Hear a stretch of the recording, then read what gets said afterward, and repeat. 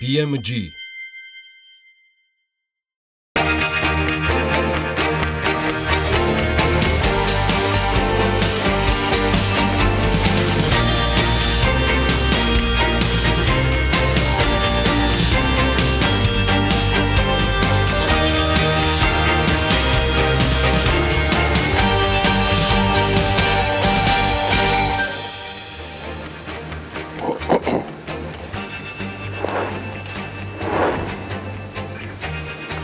Თივამშვიდობის, ახლა ვცდილობდი მეს კი ელენე კვანჯელაშვილის ანალიტიკისტვის სამწუხაროდ ეს არ გამოვიდა.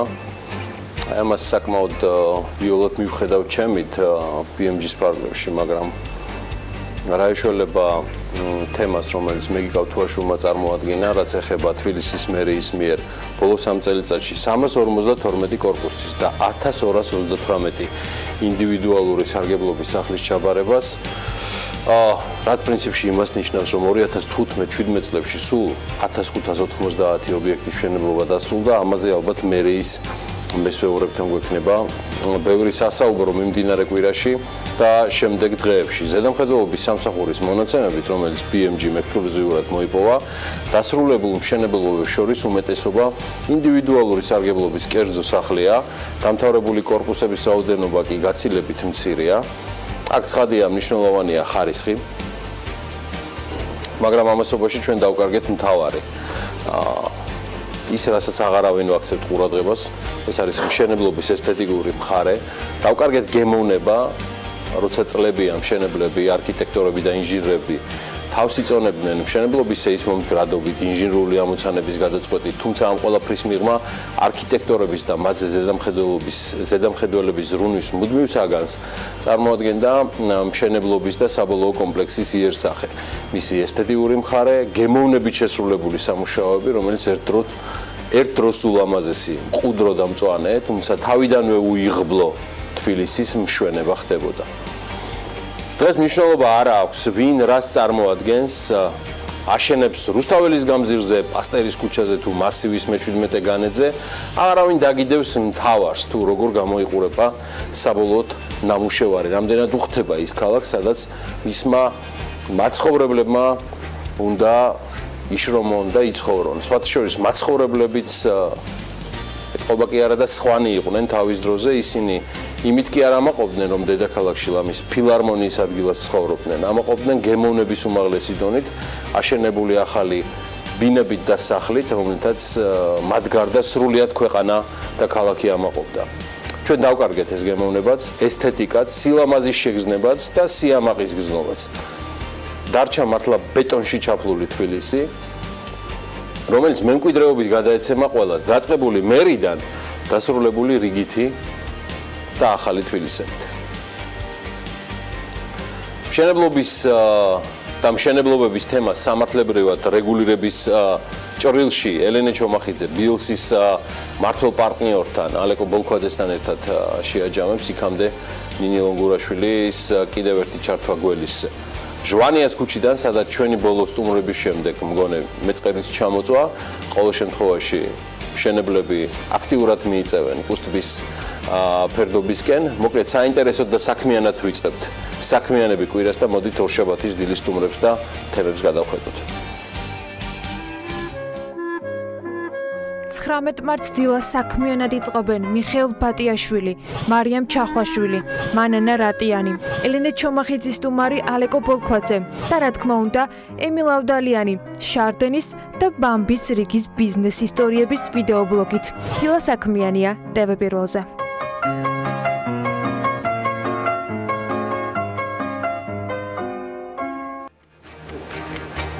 ნინი ლონგურაშვილი სანამ ჟვანიას ქუჩაზე გადაინაცვლებს, კიდევ ერთი თემა აქვს წარმოსადგენი.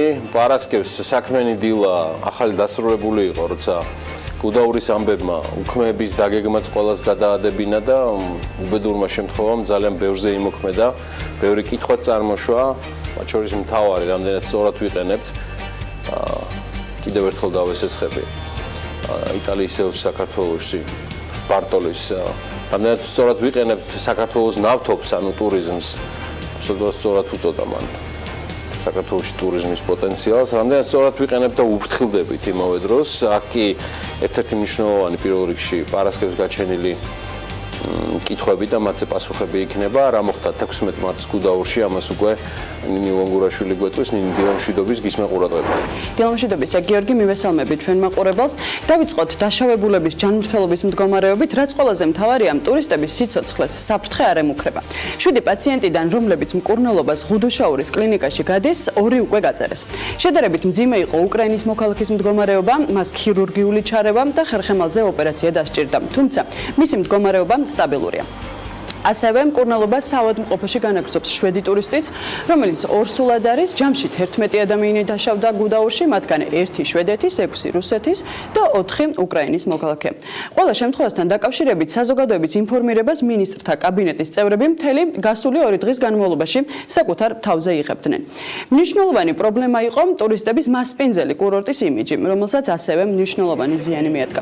ამ მიმართულებითაც აქტიური იყო მუშაობა, თუმცა 1 და 2 დღეში ალბათ ყველა რისკის აღმოფხვრა ვერ მოხდებოდა. მთავრობამ სტრატეგიაც დასაწყისს შევეგავგაცნო და მედიის დახმარებით გაგვიზიარეს გეგმა, რომლითაც დაზარალებული სტუმრები მომავალ წელს საქართველოში დაბადიშეს.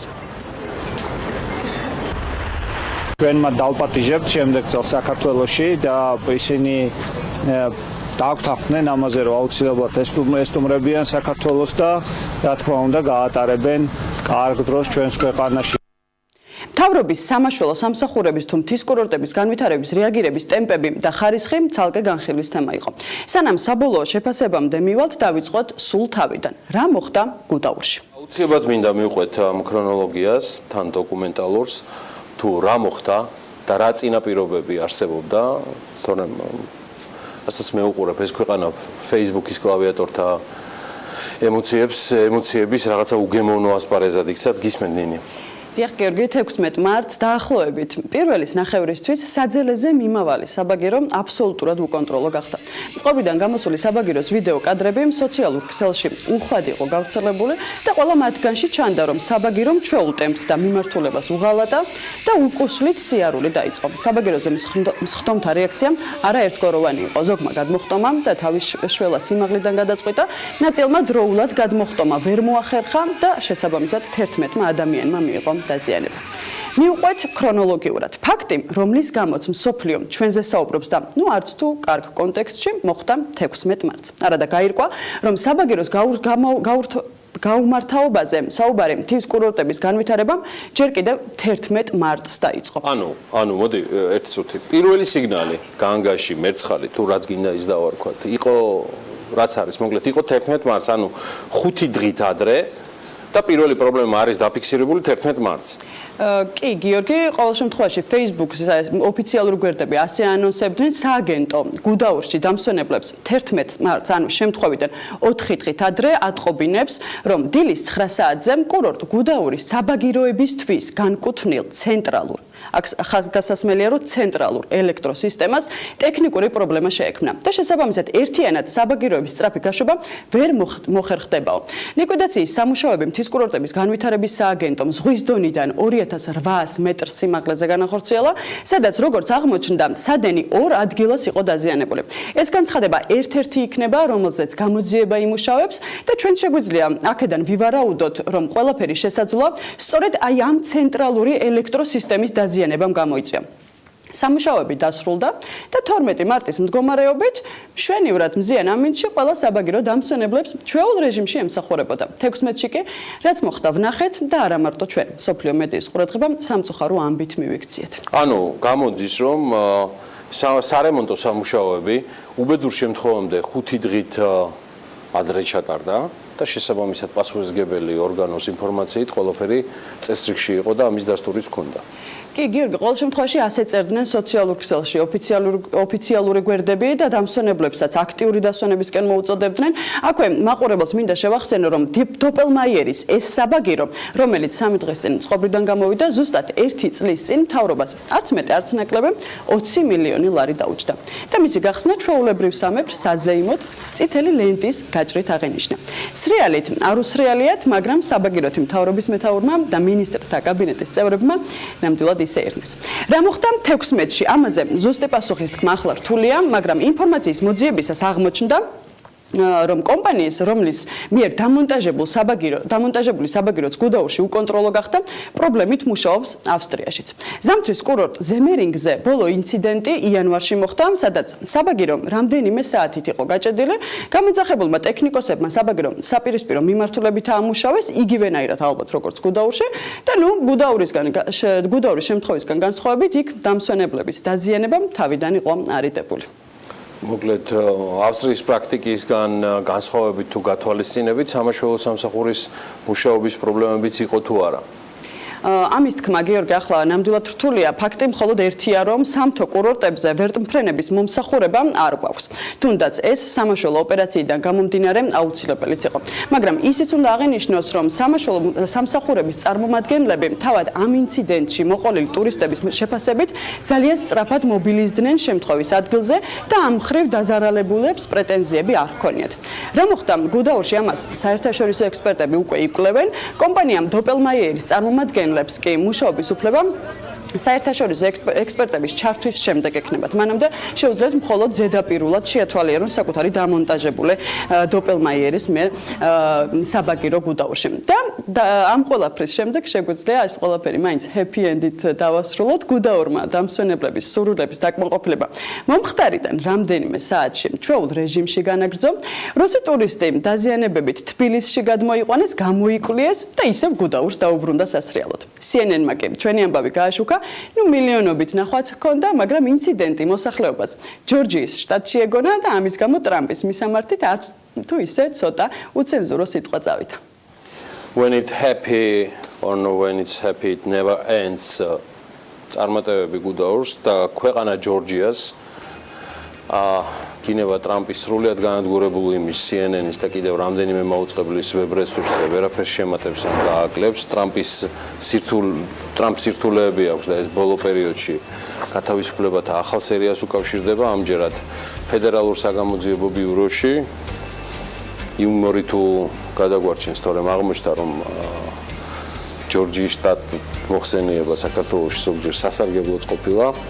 ჯანმრთელობის პრობლემა არა მხოლოდ ექსტრემალური სპორტის მოყვარულებს კი, არამედ ქართული ლხინის სუფრაზე დამხტურებს ან მოხვედრილებსაც შეიძლება შეექმნათ. ამ ქალაქში სურსათის უნებლობის სამსახურმა კვირის ბოლოს საზოგადოებრივი კვების რამდენიმე ობიექტი შეამოწვა.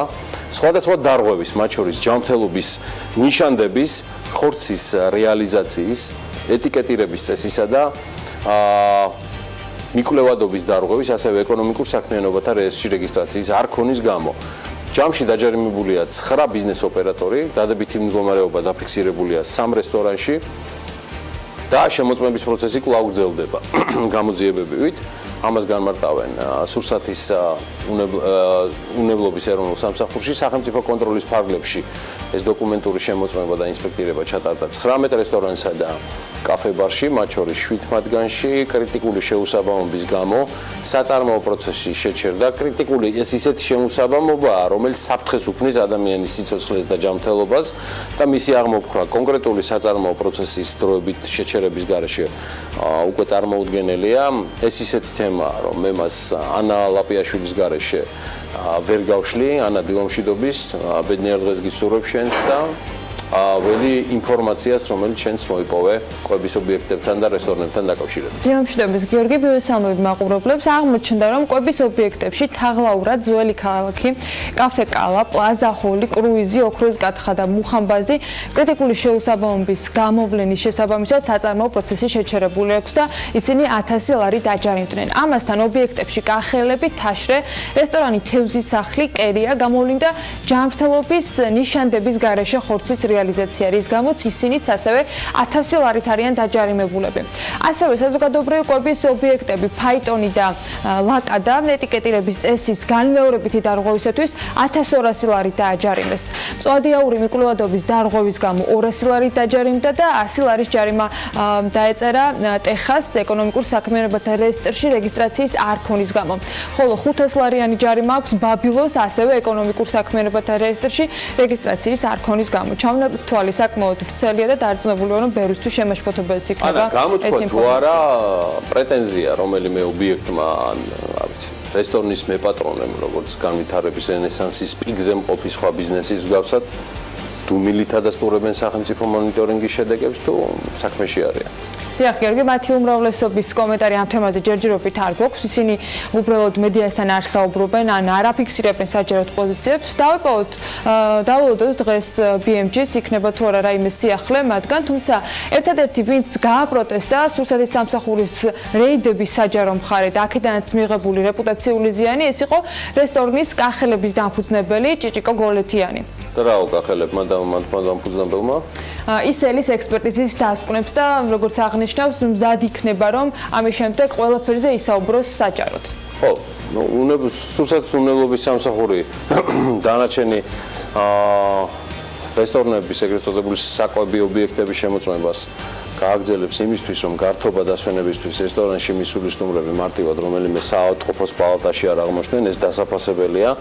საქართველოს აქვე მოკლე ამონარიდი საკმაოდ საინტერესო განცხადებიდან, რომელსაც სოციალურ ქსელში რესტორნების ქსელის კახელების დამფუძნებელი ჭიჭიკო გოლეთიანი ავრცელებს. ეს თუ ავშთები გუშინ საღამოს მოხდა, აგერ ამონარიდი. ნუ იქნებით მეგობრებო მიამიტები, ნუ დაიჯერებთ რომ სურსათის სააგენტოს ვინმე ჯანმრთელობა ადარდებს, ხდება მარტივად ბიზნესის ინტერესების გადანაწილება. სენებული სააგენტო სახელმწიფოს ავტორიზებული ვეტლაბორატორიის დასკვნას არ აღიარებს და ითხოვენ ცხვრის ხორცზე ფორმა 2-ს. ანუ სხვა მისამართს გვთავაზობს.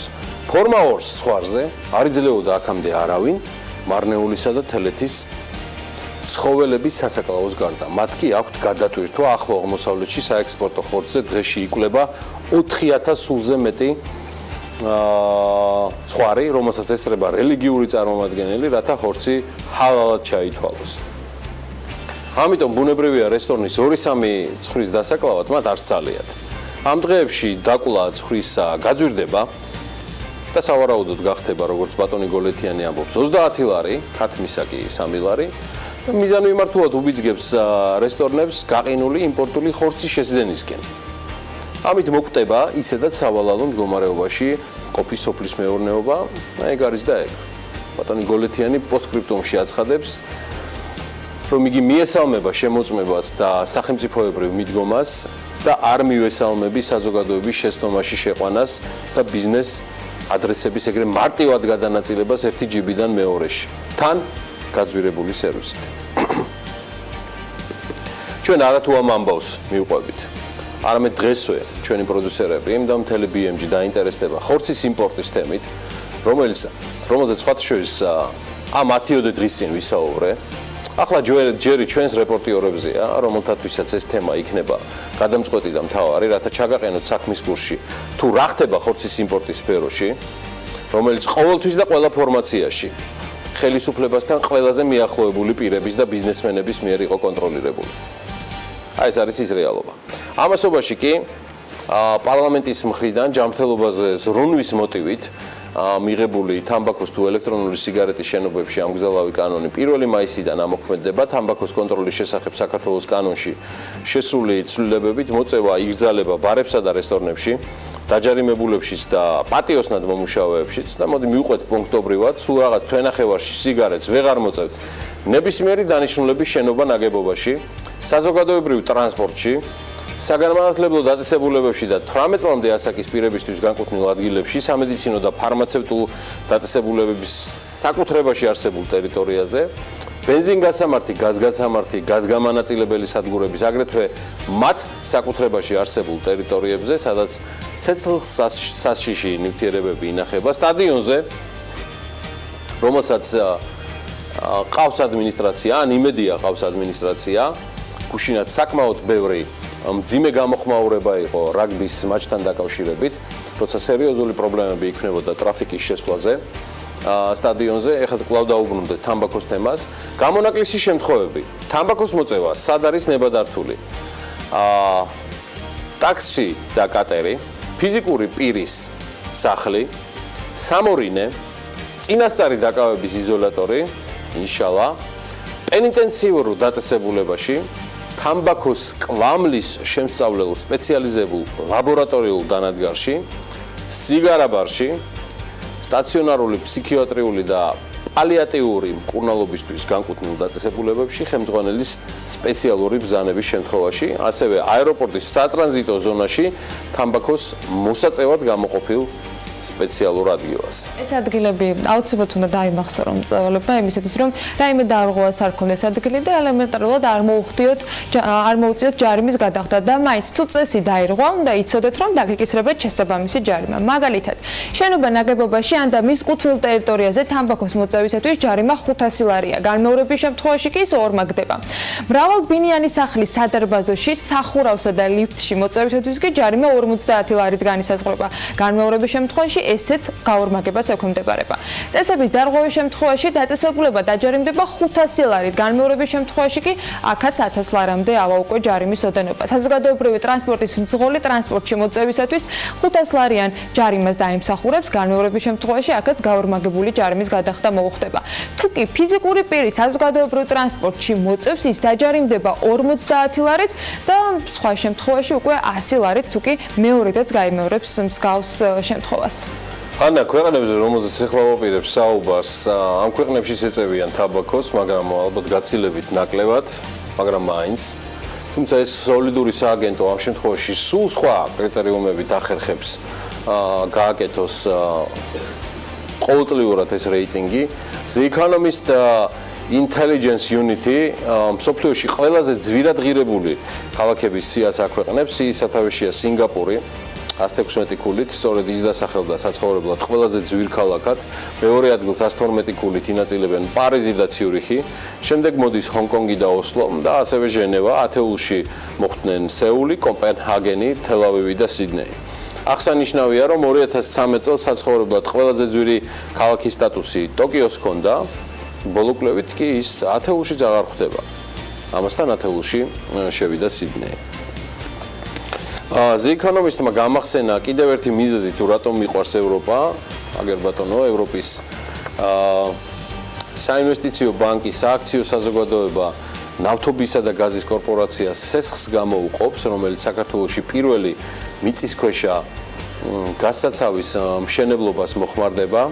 საქართველოს ნავთობისა და გაზის კორპორაციის სესხის გაცემაზე მთავრობამ თანხმობა უკვე განაცხადა. EIB მიწისქვეშა გაზსაცავს 100 მილიონი დოლარი დააფინანსებს. გაზის მიწისქვეშა საცავის მშენებლობა განხორციელდება თბილისის ახლოს, სამგორის სამხრეთი თაღის დაცლილ დამუშავებული ნავთობის საბადოზე. პროექტის ღირებულება წინასწარი შეფასებით 250 მილიონ დოლარს გადააჭარბებს და მასში 300 მილიონი კუბური მეტრი ბუნებრივი აირის შენახვა იქნება შესაძლებელი.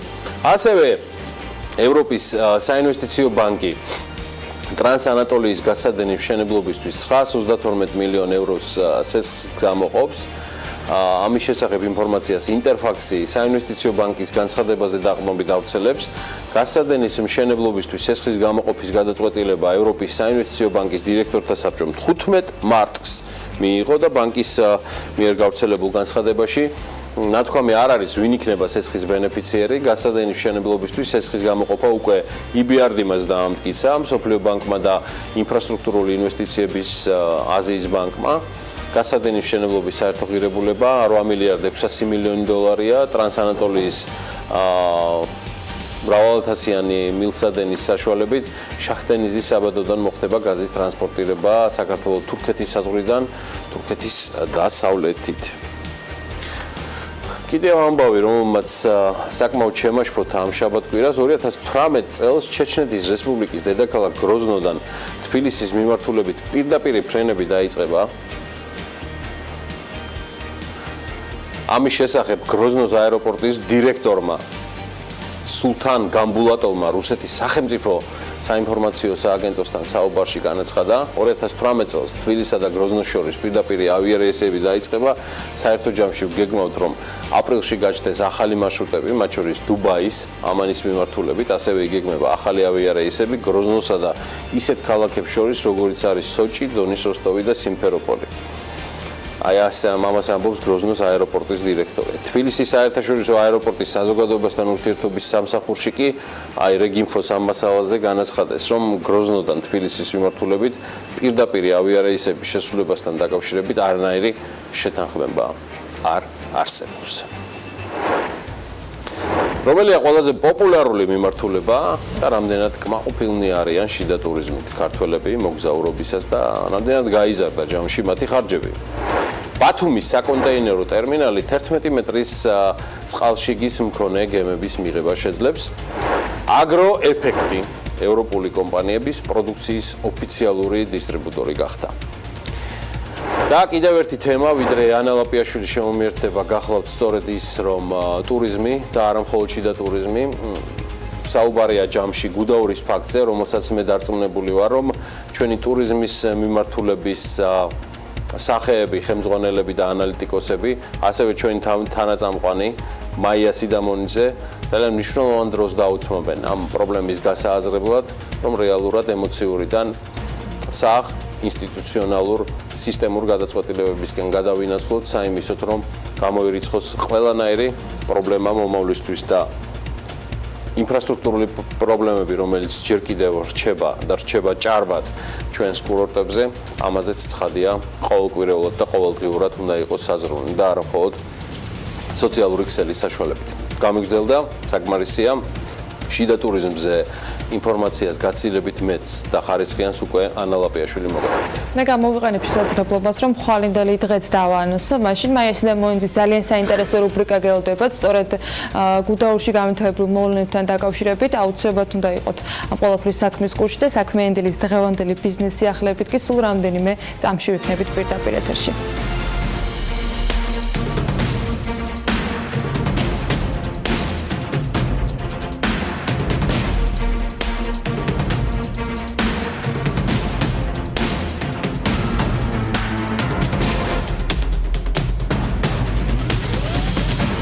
შიდა ტურისტებს ხარჯები გაეზარდათ. საკრატის ცნობით 2017 წელს ტურისტების საშუალო თვიური ხარჯი 136 მილიონი ლარი იყო. ერთი ვიზიტის საშუალო ხარჯი კი 129 ლარს და 10 თეთრს შეადგენდა. 2016 წელს ეს მაჩვენებელი შესაბამისად 135 მილიონ 200.000-ით განისაზღვრებოდა და ხარჯის რაოდენობა ინდივიდუალურ შემთხვევაში 125 ლარი და 20 თეთრი ფიქსირდებოდა. გასული წლის განმავლობაში ყველაზე მაღალი საშუალო თვიური ხარჯები მესამე კვარტალში იყო და 198 მილიონ ლარს უტოლდებოდა. თვიური ხარჯების სტრუქტურაში ყველაზე მაღალი მაჩვენებელი თითქმის 42 მილიონი ლარი აქვს საყიდლებს. მეორე ადგილზე კვება 33.5 მილიონი ლარით, მესამეზე კი სხვა ხარჯებია ჯამში 28 მილიონი ლარით. ისიც უნდა აღვნიშნოთ, რომ ვიზიტებით ძალიან კმაყოფილია გამოკითხულთა 33.3% და 59.9% არც კმაყოფილი და არც უკმაყოფილოა. ძალიან უკმაყოფილოები აღმოჩნდნენ 14.3% მოგზაურებისა, გამოკითხულთა 4% შეადგენდა სწორედ მათ ნაწილს. 2017 წელს საქართველოში განხორციელებული ვიზიტების საშუალო თვიური რაოდენობა კი ჯამში 1.53 იყო.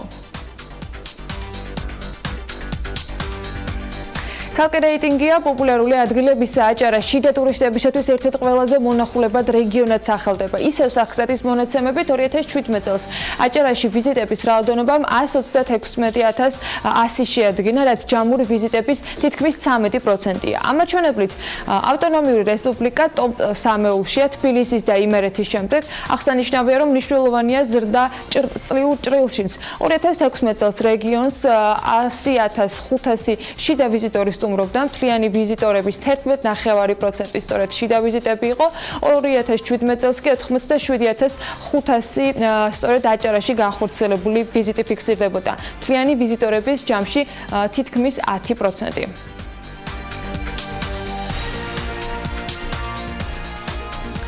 ბერლინის საერთაშორისო ტურისტულ გამოფენაზე ტურიზმის ეროვნულმა ადმინისტრაციამ მედიის წარმომადგენლებისათვის სპეციალური პრეზენტაცია გამართა. ღონისძიებას 30-ზე მეტი ტელევიზიის, გაზეთის და ონლაინ გამოცემის წარმომადგენელი ესწრებოდა. ადმინისტრაციის წარმომადგენლები სხვადასხვა საერთაშორისო მედია პარტნიორებს და საპარტნიორო ორგანიზაციებს შეხვდნენ. მათ შორის იყვნენ Euronews-ი, Eurosport-ი, Discovery Channel-ი, National Geographic-ი და ასე შემდეგ. გერმანული მედიის წარმომადგენლები განსაკუთრებით ქართული ღვინით და სამთო ტურიზმით დაინტერესდნენ. ისევ აჭარისკენ ვინაცვლებთ, ბათუმის საკონტეინერო ტერმინალი 11 მეტრის წყალშიგის მქონე გემების მიღებას შეძლებს. ბათუმის საზღვაო ნავსადგურის ინფორმაციით, ნავსადგურის აკვატორიაში და ფორვარტერში ფსკერ-დაღმავალებელი სამუშაოები წარმატებით არის დასრულებული. სამუშაოების წარმატებით განხორციელება კი, როგორც თავად აცხადებენ, არა მარტო ბათუმის საზღვაო ნავსადგურის აკვატორიის და ნავმისადგომების საპროექტო სიღრმეების შენარჩუნება შეუწყობს ხელს მრავალი წლის განმავლობაში, არამედ მნიშვნელოვნად ზრდის საოპერაციო შესაძლებლობებს და ის უზრუნველყოფს მომსახურების კონკრეტულ უპირატესობებსაც. USAID-ის დახმარებით შეძენილი ფაროსანეს მოსაზიდი ხაფანგები უკვე საქართველოშია. მავნებლის დასამარცხებლად $3.5 მილიონი პირველი ნაწილი შეძენილია ფაროსანეს მოსაზიდი 10,005 ხაფანგი, რომელიც რუსეთის ეროვნულ სააგენტოს უკვე გადაეცა. ხაფანგები ამერიკის კომპანია დრისის მიერ არის დამზადებული ამერიკის სოფლის მეურნეობის ტექნოლოგიებზე დაყრდნობით, რაც მონიტორინგის საუკეთესო საშუალებას იძლევა. საქართველოს სავაჭრო სამრეწველო პალატის DCFTA-ის საინფორმაციო ცენტრის ბენეფიციარი აგროეფექტიკი ევროპული კომპანიების პროდუქციის ოფიციალური დისტრიბუტორი გახდა. კონკრეტულად შეთანხმება პროდუქციის იმპორტის შესახებ ესპანურ ანტონიო ტარაზონასა და ლიტვურ კომპანიასთან შედგა. ცენტრის მიერ მიწოდებულმა ინფორმაციამ კომპანიას შესაძლებლობა მისცა ევროკავშირის სტანდარტების დანერგვა დაეწყო და სისტემატურად გადაემზადებინა თანამშრომლები და შესაბამისი მენეჯმენტი. ხუდონხესით კიდევ ერთი ინვესტორი დაინტერესდა კორეული SK კომპანიის დელეგაციას ელექტროენერგეტიკული ბაზრის ოპერატორმა უმასპინძლა, სადაც განაცხადეს, რომ სწორედ ხუდონის ჰიდროელექტროსადგურთან დაკავშირებული საკითხების განხილვა მოხდა. SK-მ პოტენციურ ინვესტორებს ელექტროენერგეტიკული ბაზრის ახალი მოდელის პერსპექტივები წარუდგინა. ხუდონხესის პროექტის ინვესტორი კომპანია ტრანსელექტრიკა კომპანიის წარმომადგენელმა განაცხადა თემაზე კომენტირების არის სურვა თემაზე კომენტირება, არაერთი განხილვის მიუხედავად პროექტის განხორციელების დაწყება კი ამ დრომდე ვერ ხერხდება. მოსახლეობის წინააღმდეგობასთან ერთად კიდევ რა საკითხზე ვერ ხერხდება შეთანხმება, ამასთან დაკავშირებით არც მთავრობის წარმომადგენლები და არც შესაბამისად ინვესტორი კომპანიები ღიად არ საუბრობენ. ბიზნეს სიახლეებს ამით ვასრულებთ. ამ ეტაპზე წინ კიდევ ბევრი საინტერესო გელოდება, თუმცა ახლა დრო არის რომ საავტორ მიმოხილვა მოვისმინოთ გიორგისგან.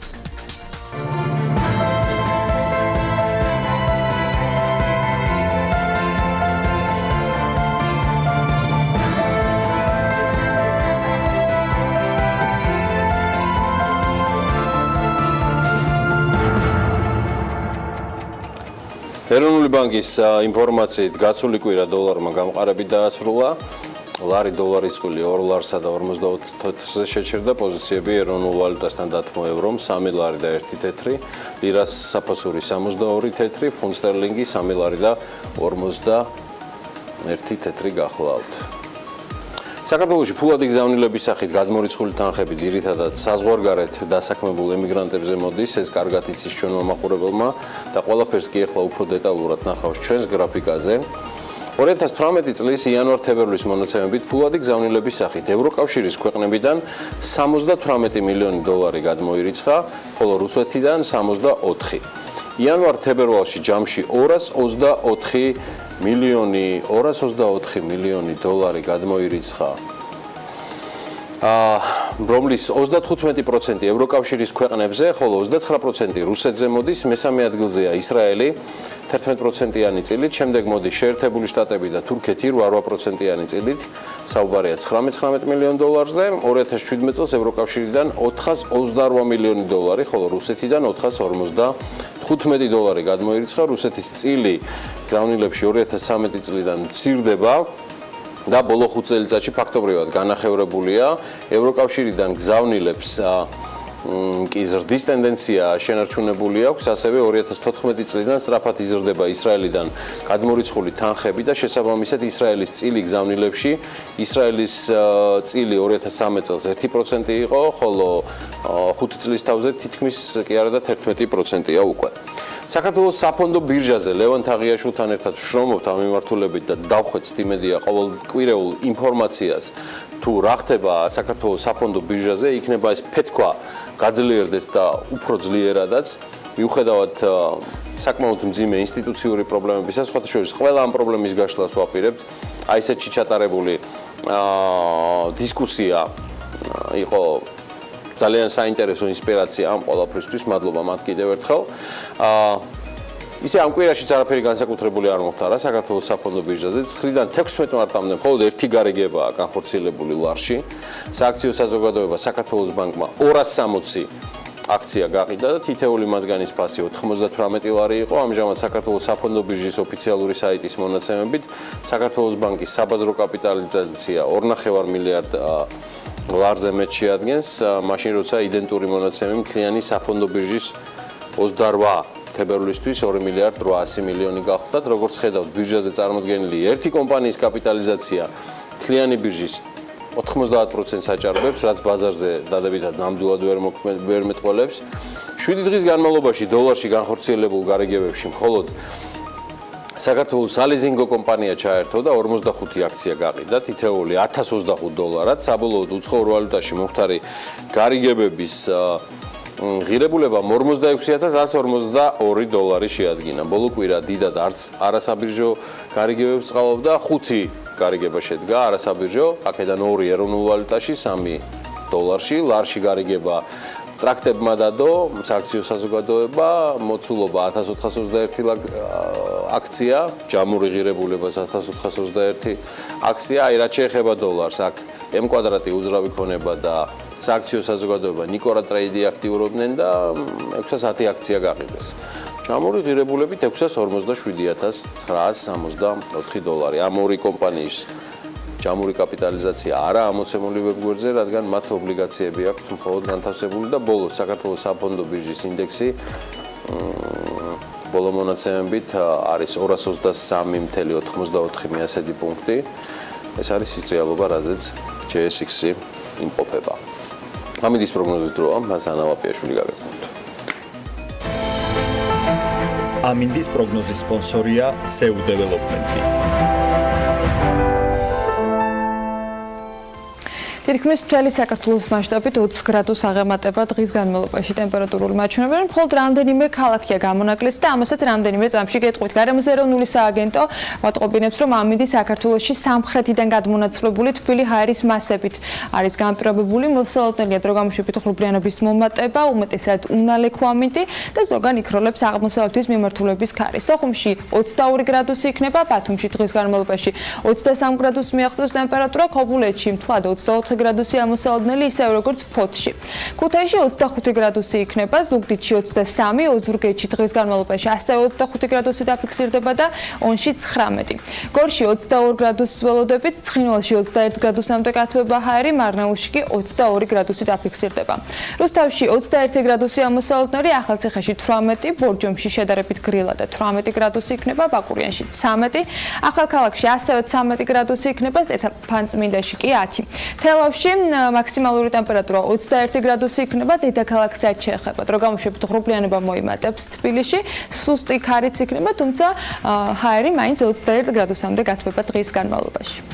დარწმუნებული ვარ, მაყურებელი ზუსტად მიხვდა ჩვენი დღევანდელი ფონის მიზეზს, 40 და 10 და 100 საამაყო ბიჭები, ქართველები, ადამიანები, აი ყველაფერი საუკეთესო რაც შეიძლება თქვა საქართველოს მორაგბეთა ნაკრებზე, რომლებმაც ევროპის ფინალურ შეხვედრაში რუმინეთი 25-16 დაამარცხეს, შეხვედრა დინამო არენაზე გაიმართა.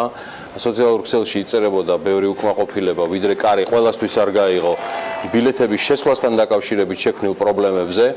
ალბათ ადმინისტრაციამ დინამოსი უნდა მიაქციოს ამას ყველაფერს ყურადღება. ბორჯღალოსნები ანთიმოზივერიელის თასის მფლობელებიც გახდნენ, ევროპის ჩემპიონებიც ვართ. დღევანდელი მატჩი საუკეთესო მოთამაშედ კი გოგი თხილაიშვილი დასახელდა. მატჩის დაწყებამდე გუშინ ჰიმნის შესრულების დროს მოედანზე ბორჯღალოსნები მაისურებით გამოვიდნენ, რომელზეც ოკუპირებულ ცხინვალში გარდაცვლილი არჩილ ტატუნაშვილის გვარი ეწერა.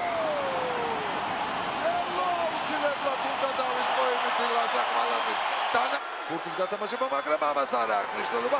ასეიშვილის უაღად 10 სანტიმეტრში იყო და კიდევ ერთი ლელო კარლენ ასეიშვილის მიერ გატანილი. პირველი მოძრაობით ვერა, მაგრამ მეორე მოძრაობით რისი უფლებაც ჰქონდა, კიდევ ერთი ლელო ფორცები პარლამენტის თავმჯდომარეობა. დიახ, პარლამენტის თავმჯდომარე გახლავთ. ერთი ერთს მიცეს, მეორე მეორეს. აქტუალებული გულშემატკივარი, აქტუალებული ვარ. ჩვენების კარგი თამაში.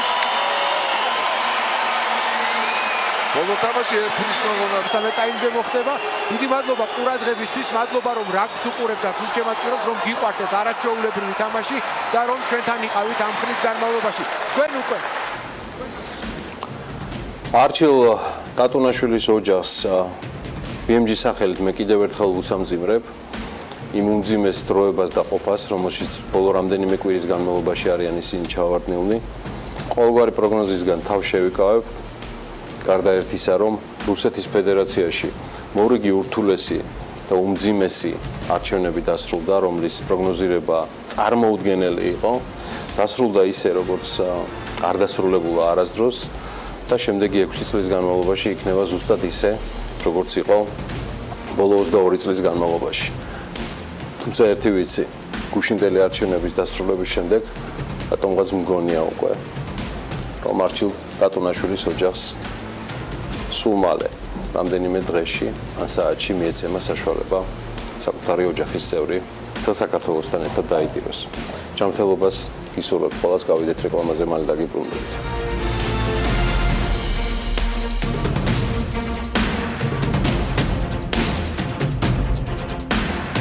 პარასკევს ფინანსთა მინისტრმა ახალი პროექტი წარადგინა, რომელზე მუშაობამაც საქართველოს დაიწყო, რომელიც აბრეშუმის გზის ერთიან ციფრულ ბაზართან ჰარმონიზაციას ითვალისწინებს. პროექტის მიზანია საქართველოს როგორც თანამედროვე აბრეშუმის გზის ეპიცენტრში მდებარე სახელმწიფომ დააჩქაროს ქვეყნის განვითარება ციფრული მიმართულებით, რათა საქართველოს ვაჭრობის ელექტრონულ ტექნოლოგიებში რეგიონის ლიდერი გახდეს და მთავარი მოთამაშე ქვეყანა.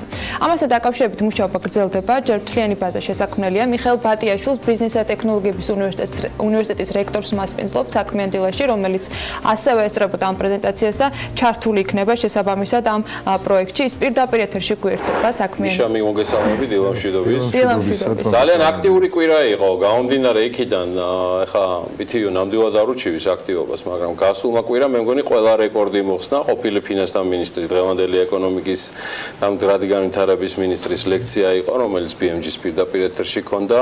თქვენი პირადი ჩართულობა და აქტივობა ჯიტაში და მამუკა ბახტაძესთან ერთად ერთობლივი ღონისძიება, რომელიც ციფრულ აბრეშუმის გზას უკავშირდება. აი ამ უკანასკნელზე მიშა თუ შეიძლება ცოტა მეტი რომ გვითხრეთ.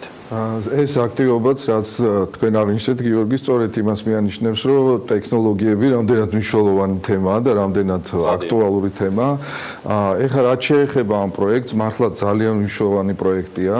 რამდენიმე ციფრის მოყვანით დავიწყებ საუბარს. დღეს მაგალითად, როდესაც ლაპარაკობენ იმაზე, რომ ციფრული ეკონომიკა არის ერთ-ერთი გამსაზღვრელი, დღევანდელი მონაცემებითაც რო ავიღოთ, დაახლოებით მთელი ჯამი ციფრული ეკონომიკაში რაც იქნება, დაახლოებით შეადგენს 8 ტრილიონს ამერიკულ დოლარს, რაც მართლა წარმოუდგენელი ციფრია, ანუ დაახლოებით ეს არის მთელი მსოფლიოს ეკონომიკის 11% უკვე და რომელსაც უკვე პროგნოზირებენ, რომ უახლოეს წლებში დაახლოებით 25%-საც გადააჭარბებს. ეხლა თვითონ რაც შეეხება იმას, რატოა საუბარი, რატო უნდა დაიწყოს საქართველოში აქტიურად ამ მიმართულებით მუშაობა.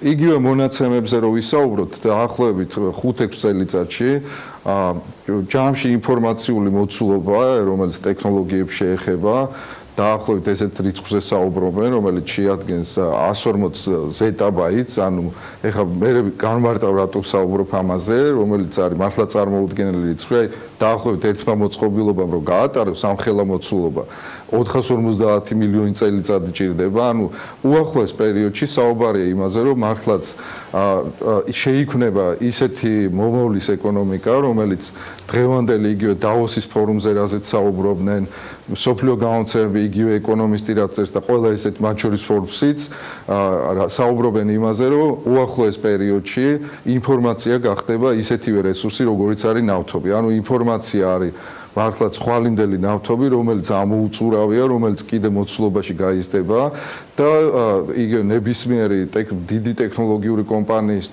რაც ვახსენეთ და სხვადასხვა საერთაშორისო კონფერენციებში საუბრობენ იმაზე, რომ რა უნდა გააკეთონ ქვეყნებმა იმისთვის, რომ ეს იყოს ყველაფერი როგორც ხელმისაწვდომი ერთი, ისევე ეკონომიკის დამხმარე განვითარებელი. ეხლა რა როლი შეიძლება საქართველოს მითამაშოს ამ კუთხით?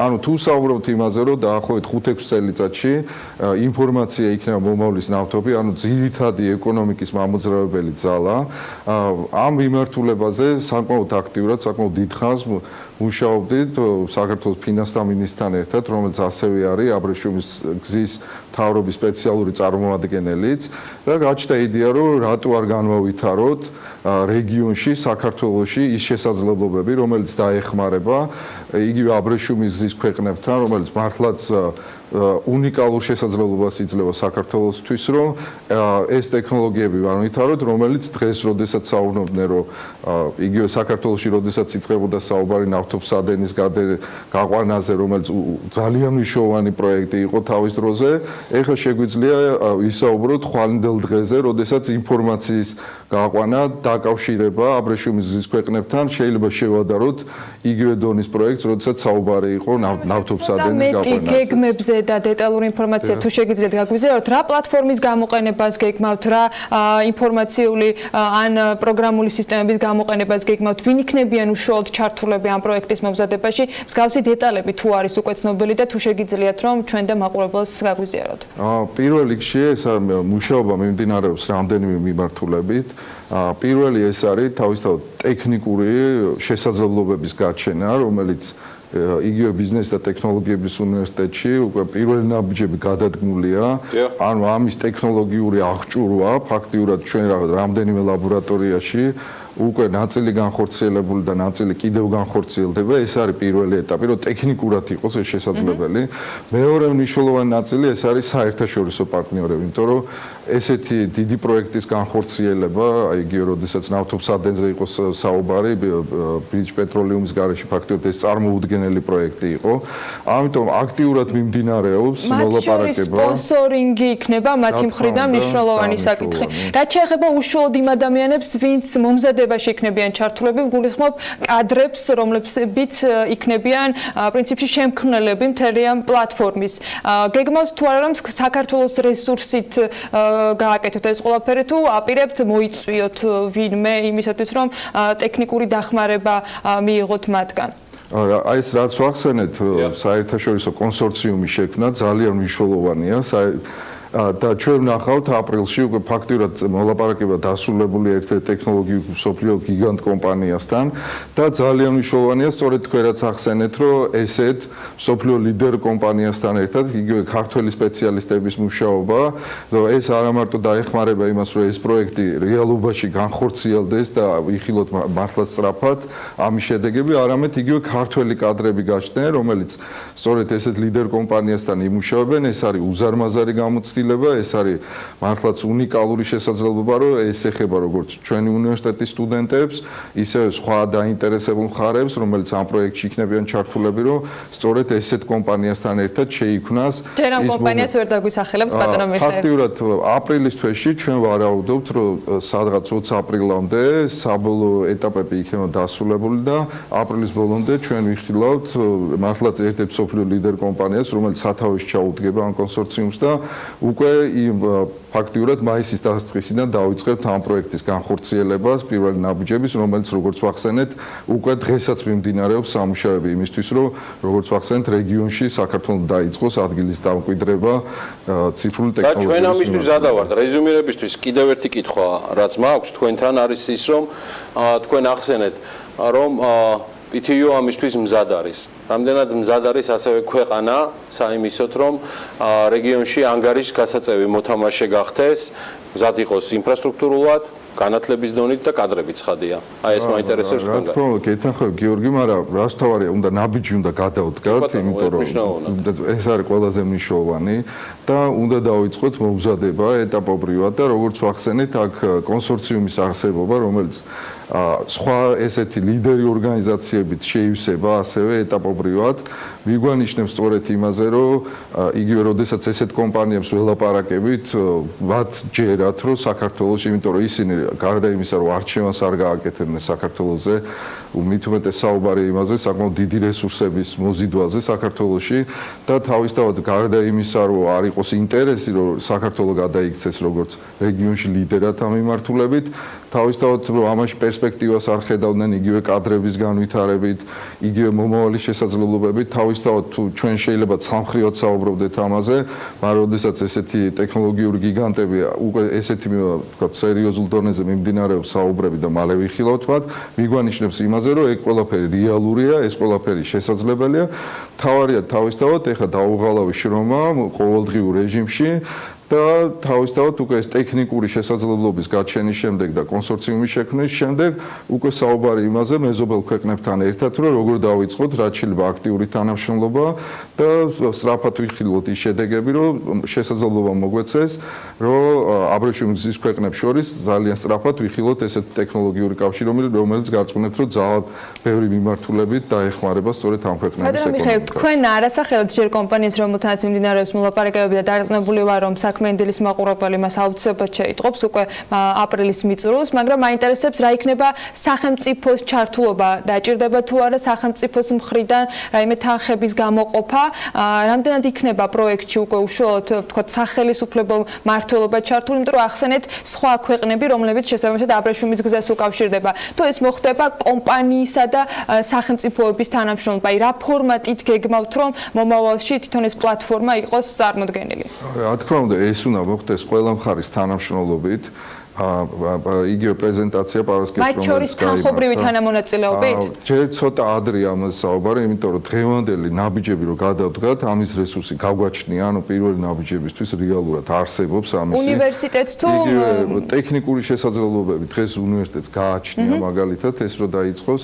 როდესაც საუბრობთ იგივე პარტნიორ გლობალურ კომპანიებთან, მათ გააჩნია ტექნოლოგიური შესაძლებლობები, რომელსაც ერთად განავითარებთ და რაც ყველაზე მნიშვნელოვანია, ეს არის სახელმწიფოს ჩართულობა, იმიტომ რომ იგივე რეგიონში თქვენ ციცით არსებობს აბრეშუმის გზის ქვეყნების ისა ფორუმი, რომელიც ყოველწლიურად იმართება, არის მუდმივად კავშირები ამ ქვეყნებს შორის და თავისთავად სახელმწიფოს აქტიური პოზიცია ამ მიმართულებით, რომ ეს მიმართულება განავითაროთ და ეს უკვე გამოჩნდა პარასკევს, როდესაც ერთობლივი პრეზენტაცია ქონდა, მიგვანიშნებს იმაზე, რომ ეს ერთობლივი თანამშრომლობა, როდესაც ტექნოლოგიური გიგანტები, უნივერსიტეტები, ანუ საგანმანათლებლო წრეები და იგივე სახელმწიფოს ერთობლივი თანამშრომლობით შესაძლებელია ის, რომ როგორც ვახსენეთ, რომ ძალიან სწრაფად ვიხილოთ შედეგები. მაგრამ ამისთვის როგორც ვახსენეთ, გარკვეული რესურსები უკვე არსებობს, ამიტომ ეხლა მთავარია რომ როგორც თქვით, ეტაპობრივად დავიწყოთ უკვე ნაბიჯების გადადგმა. დარწმუნებული რომ ბევრი საინტერესო ეტაპი გველოდება წინ და მათ შორის შეგვეძლება ჩვენც BMG-ს გუნდის წევრებს რომ გაუზიაროთ მაყურებლებს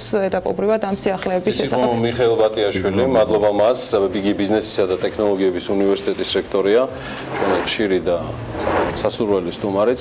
გავიდეთ მოკლე რეკლამაზე და სულ მალე გიბრუნდებით ბიზნესისა და ეკონომიკის სიახლეების მორიგი გოლაში.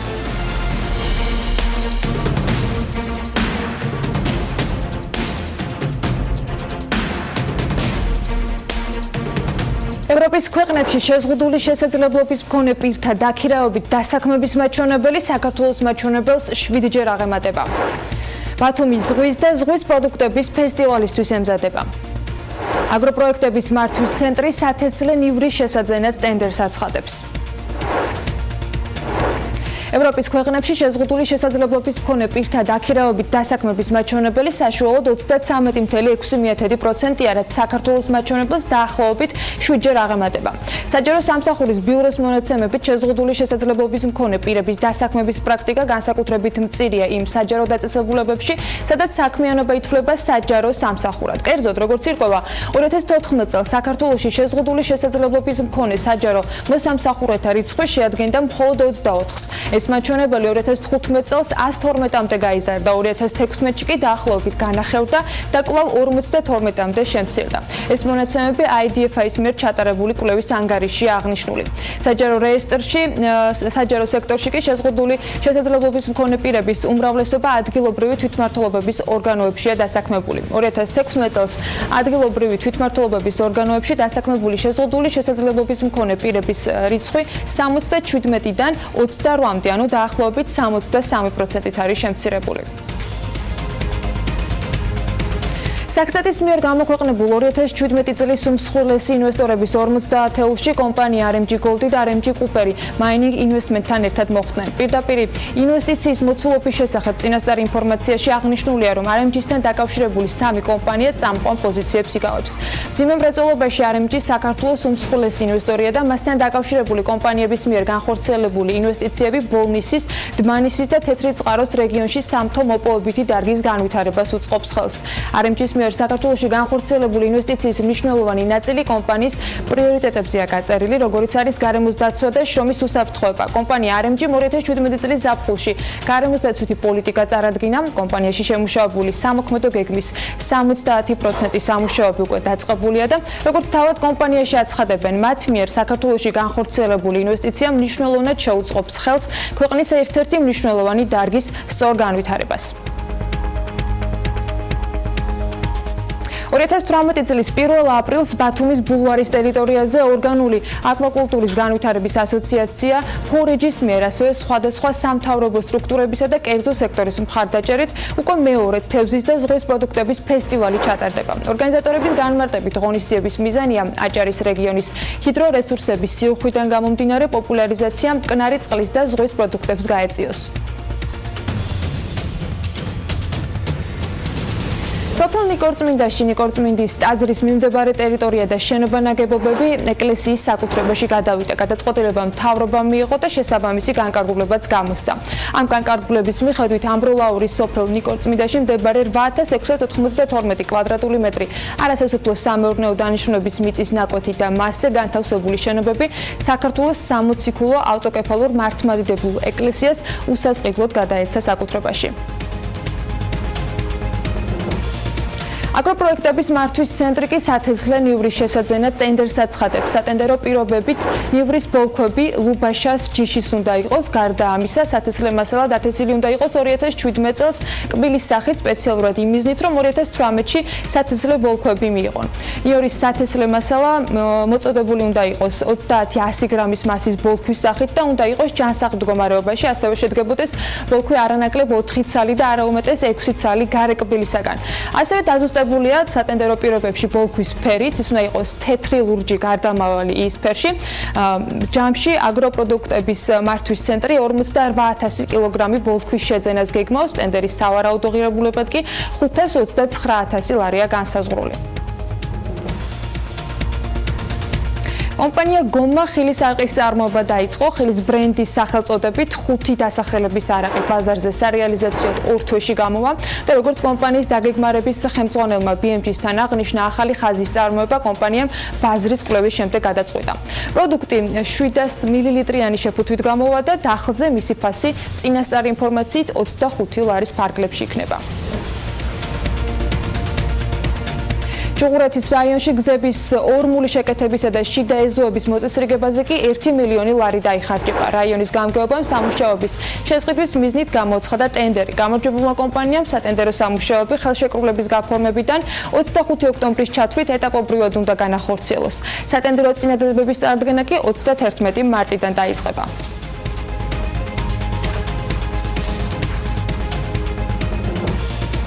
ისევ თბილისსა და მის პრობლემებზე გავაგრძელებთ საუბარს. რამდენიმე დღის წინ მოგიყევით და გაჩვენეთ თბილისის ცენტრში მიმდინარე თუ შეჩერებული მშენებლობები რამდენიმე ლოკაციაზე ერთდროულად. ერთ-ერთი მათგანი ჟვანიეს ქუჩა იყო, სადაც ახალი კორპუსის მშენებლობისთვის კლდეს თხრიან. ადგილობრივები კი შიშობენ, რომ შლადი ქანების გათვალისწინებით შესაძლოა არათუ ახალი კორპუსი, არამედ უკვე არსებული დასახლებაც მეწყერმად წაიღოს. არაპროფესიონალების შეფასებები და შიშები უსაფუძვლო არ უნდა იყოს. ამის თქმის საშუალებას კი ის ფაქტი იძლევა, რომ სულ რამდენიმე დღის წინ მეწყარი დაფიქსირდა. ნინი ლონგურაშვილი გვერდება ახლა ჟვანიას ქუჩიდან და ადგილზე გვაჩვენებს იმ ზონას, სადაც რეალურად როგორც ადგილობრივები ამბობენ, საფრთხე იზრდება. ნინი დილა მშვიდობის კიდევ ერთხელ რა ხდება ჟვანიას ქუჩაზე. დილამშვიდობის ანა კიდევ ერთხელ მივესალმებით ჩვენ მაყურებელსაც. სტუდიიდან გადმოვინაცვლეთ მე და ჩემო ოპერატორმა გიორგი ჟივიძემ პირდაპირ ჟვანიას ქუჩაზე, ზუსტად იმ ადგილას, სადაც ყოველ დილით აი ამ ადგილას ჩამოდის კლდე. მუშათა კლასი მოდის, გააქვთ ეს ნაშალი, შემდეგ მეორე დილით ისევ იგივე სიტუაცია ხდებათ, ისევ გააქვთ და აი ასე რუტინული ცხოვრობით ცხოვრობენ. თუმცა რამდენად რუტინულია ეს ყველაფერი მოსახლეობისთვის, რომლებიც აი აქ ახლომახლოს ცხოვრობენ, ეს ცალკე განხილვის თემა არის. აქ ჟვანიას ქუჩაზე აი ამ კორპუსს აშენებს შპს თორი.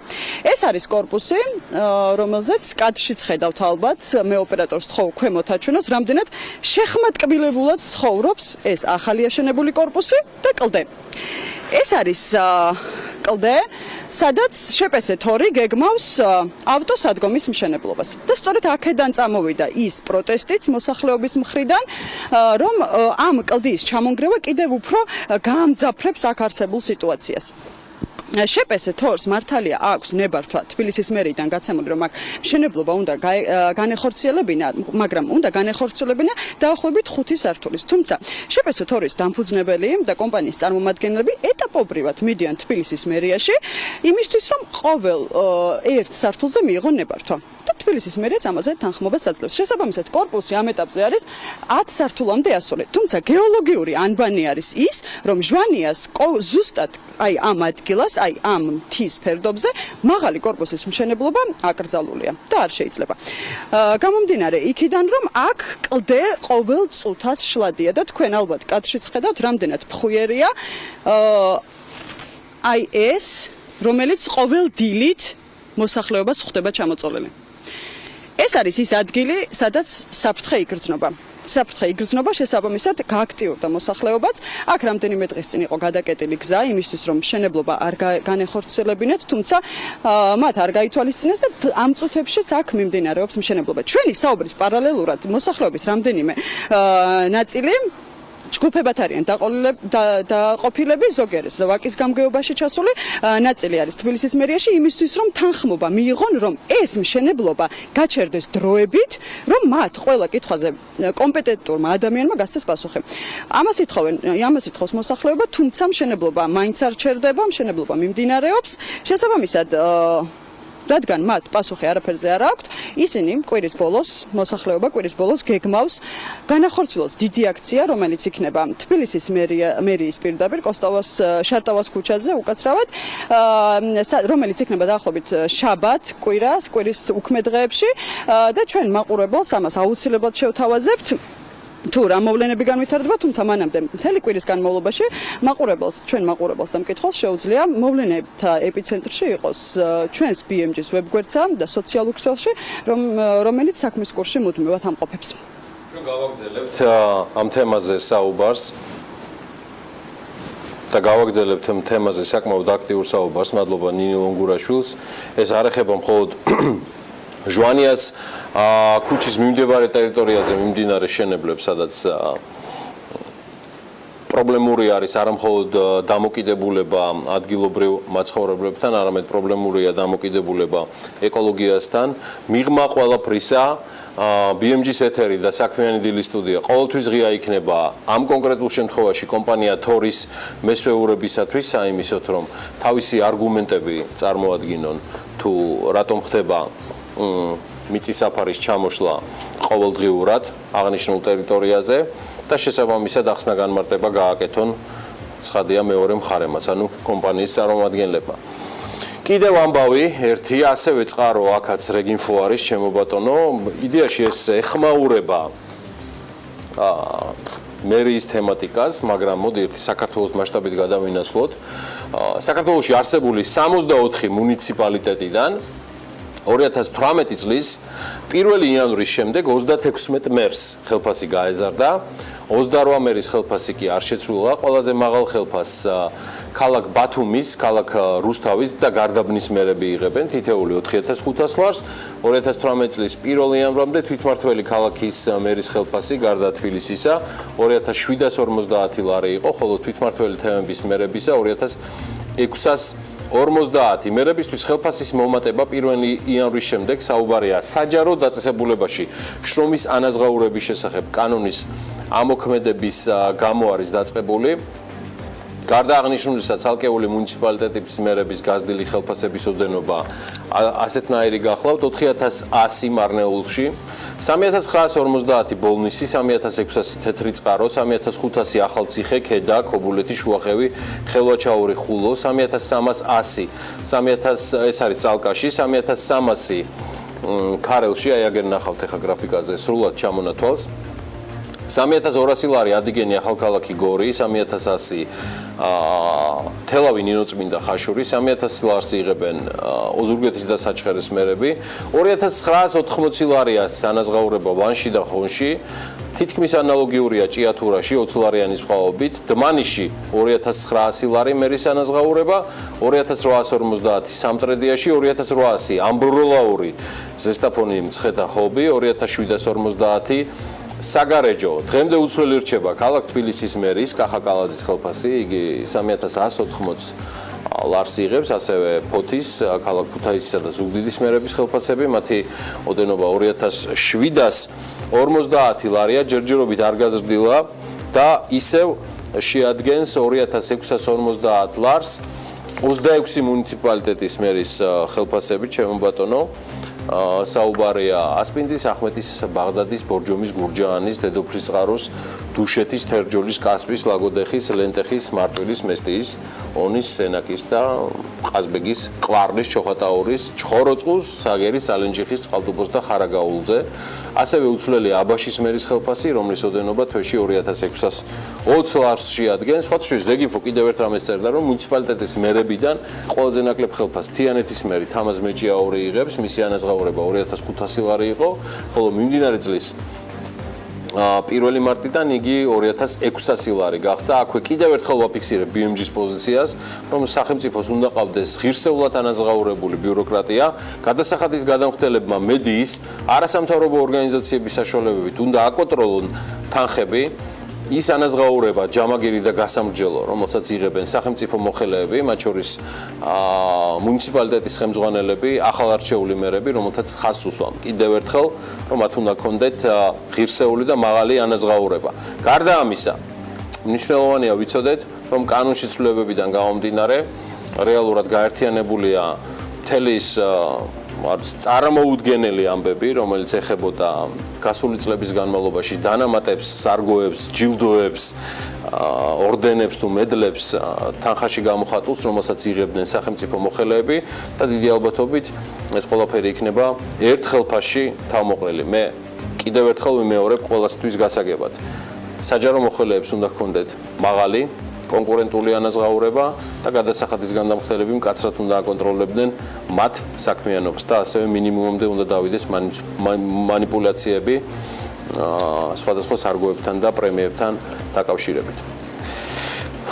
შემდეგ თემასთან დაკავშირებით ეჭვი მაქვს, რომ კვლავ ანალაპიაშვილი დამჭირდება. და არ დავითვლი არანაირად წარსულში რამდენი იყო ხელფასი მაშინდელი თბილისის თავების ხელმძღვანელების, რომლებიც დღევანდელ მერის თანამდებობით განისაზღვრებიან, თუმცა თანამედროვე თბილისთან პარალელები უნდა გაავლოთ და ტურისტებისთვის და არა მხოლოდ ტურისტებისთვის ერთ-ერთი საყვარელი ადგილი შარდენის ქუჩა უნდა შეგახსენოთ. ყოფილი ბნელი რიგი ძველ თბილისში მდებარე პატარა საფეხმავლო ქუჩა, რომელიც დედაქალაქის კულტურის და საზოგადოებრივი ცხოვრების ერთ-ერთი ცენტრია წარსულში ძველი თბილისის ერთ-ერთი სავაჭრო ქუჩა იყო. ბიზნეს ცენტრში წარსულიდან თათრის ახლანდელი გორგასლის მოედანზე გადიოდა და მას სიონის ქუჩას აკავშირებდა. ქართული ბიზნესის ისტორიების ვიდეობლოგში დღეს ემილ ავდალიანი სწორედ შარდენსა და ბამბის რიგის ქუჩებზე მოგვიყვება.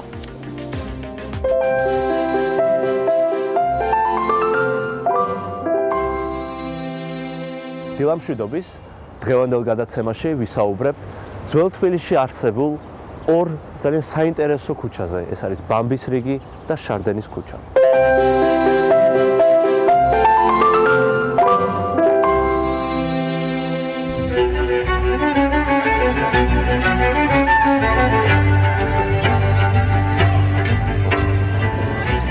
მიუხედავად იმისა, რომ შარდენის ქუჩა და ბამბის რიგი დღეს რესტორნებითა და ბარებით არის სავსე, 20-ე საუკუნის წინ ეს ტერიტორია სავსე იყო დუქნებითა და სხვა სავაჭრო ადგილებით.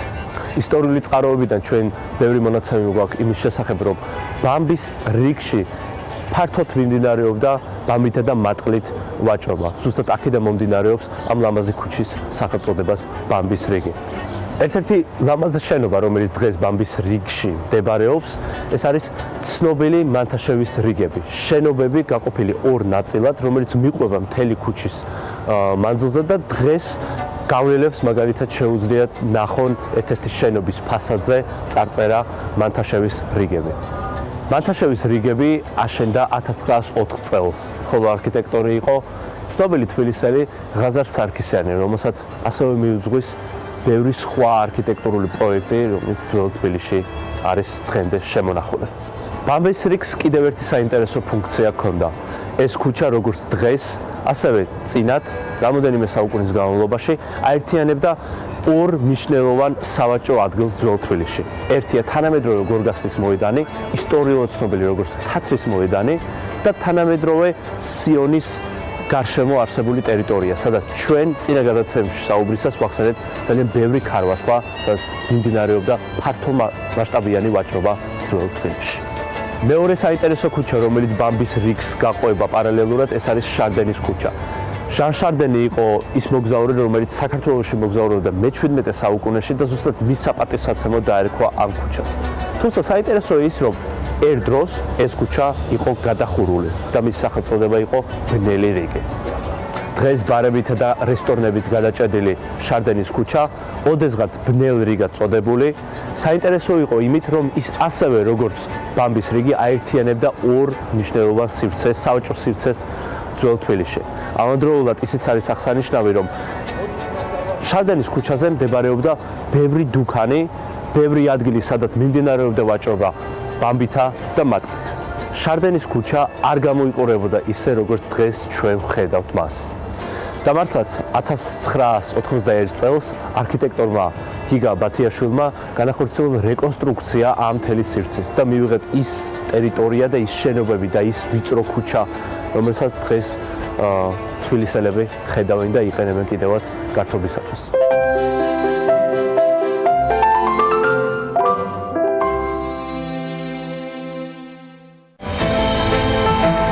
ამინდის პროგნოზის სპონსორია SEU დეველოპმენტი.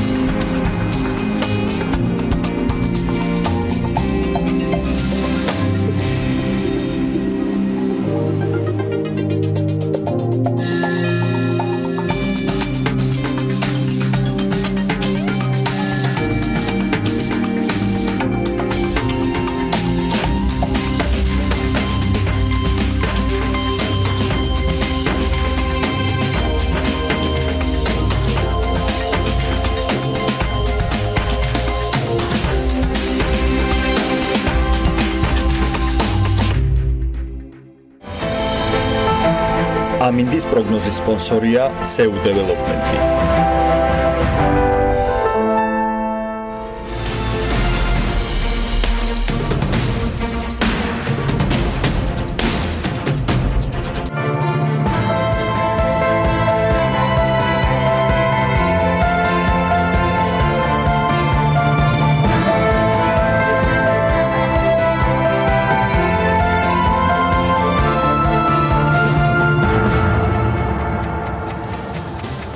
გალტენ ტაგარტმა ელექტროენერგიის ბაზრის განახლებული მიმოხილვის მიხედვით ელექტროენერგიის მოხმარების საპროგნოზო მაჩვენებელი გაზარდა.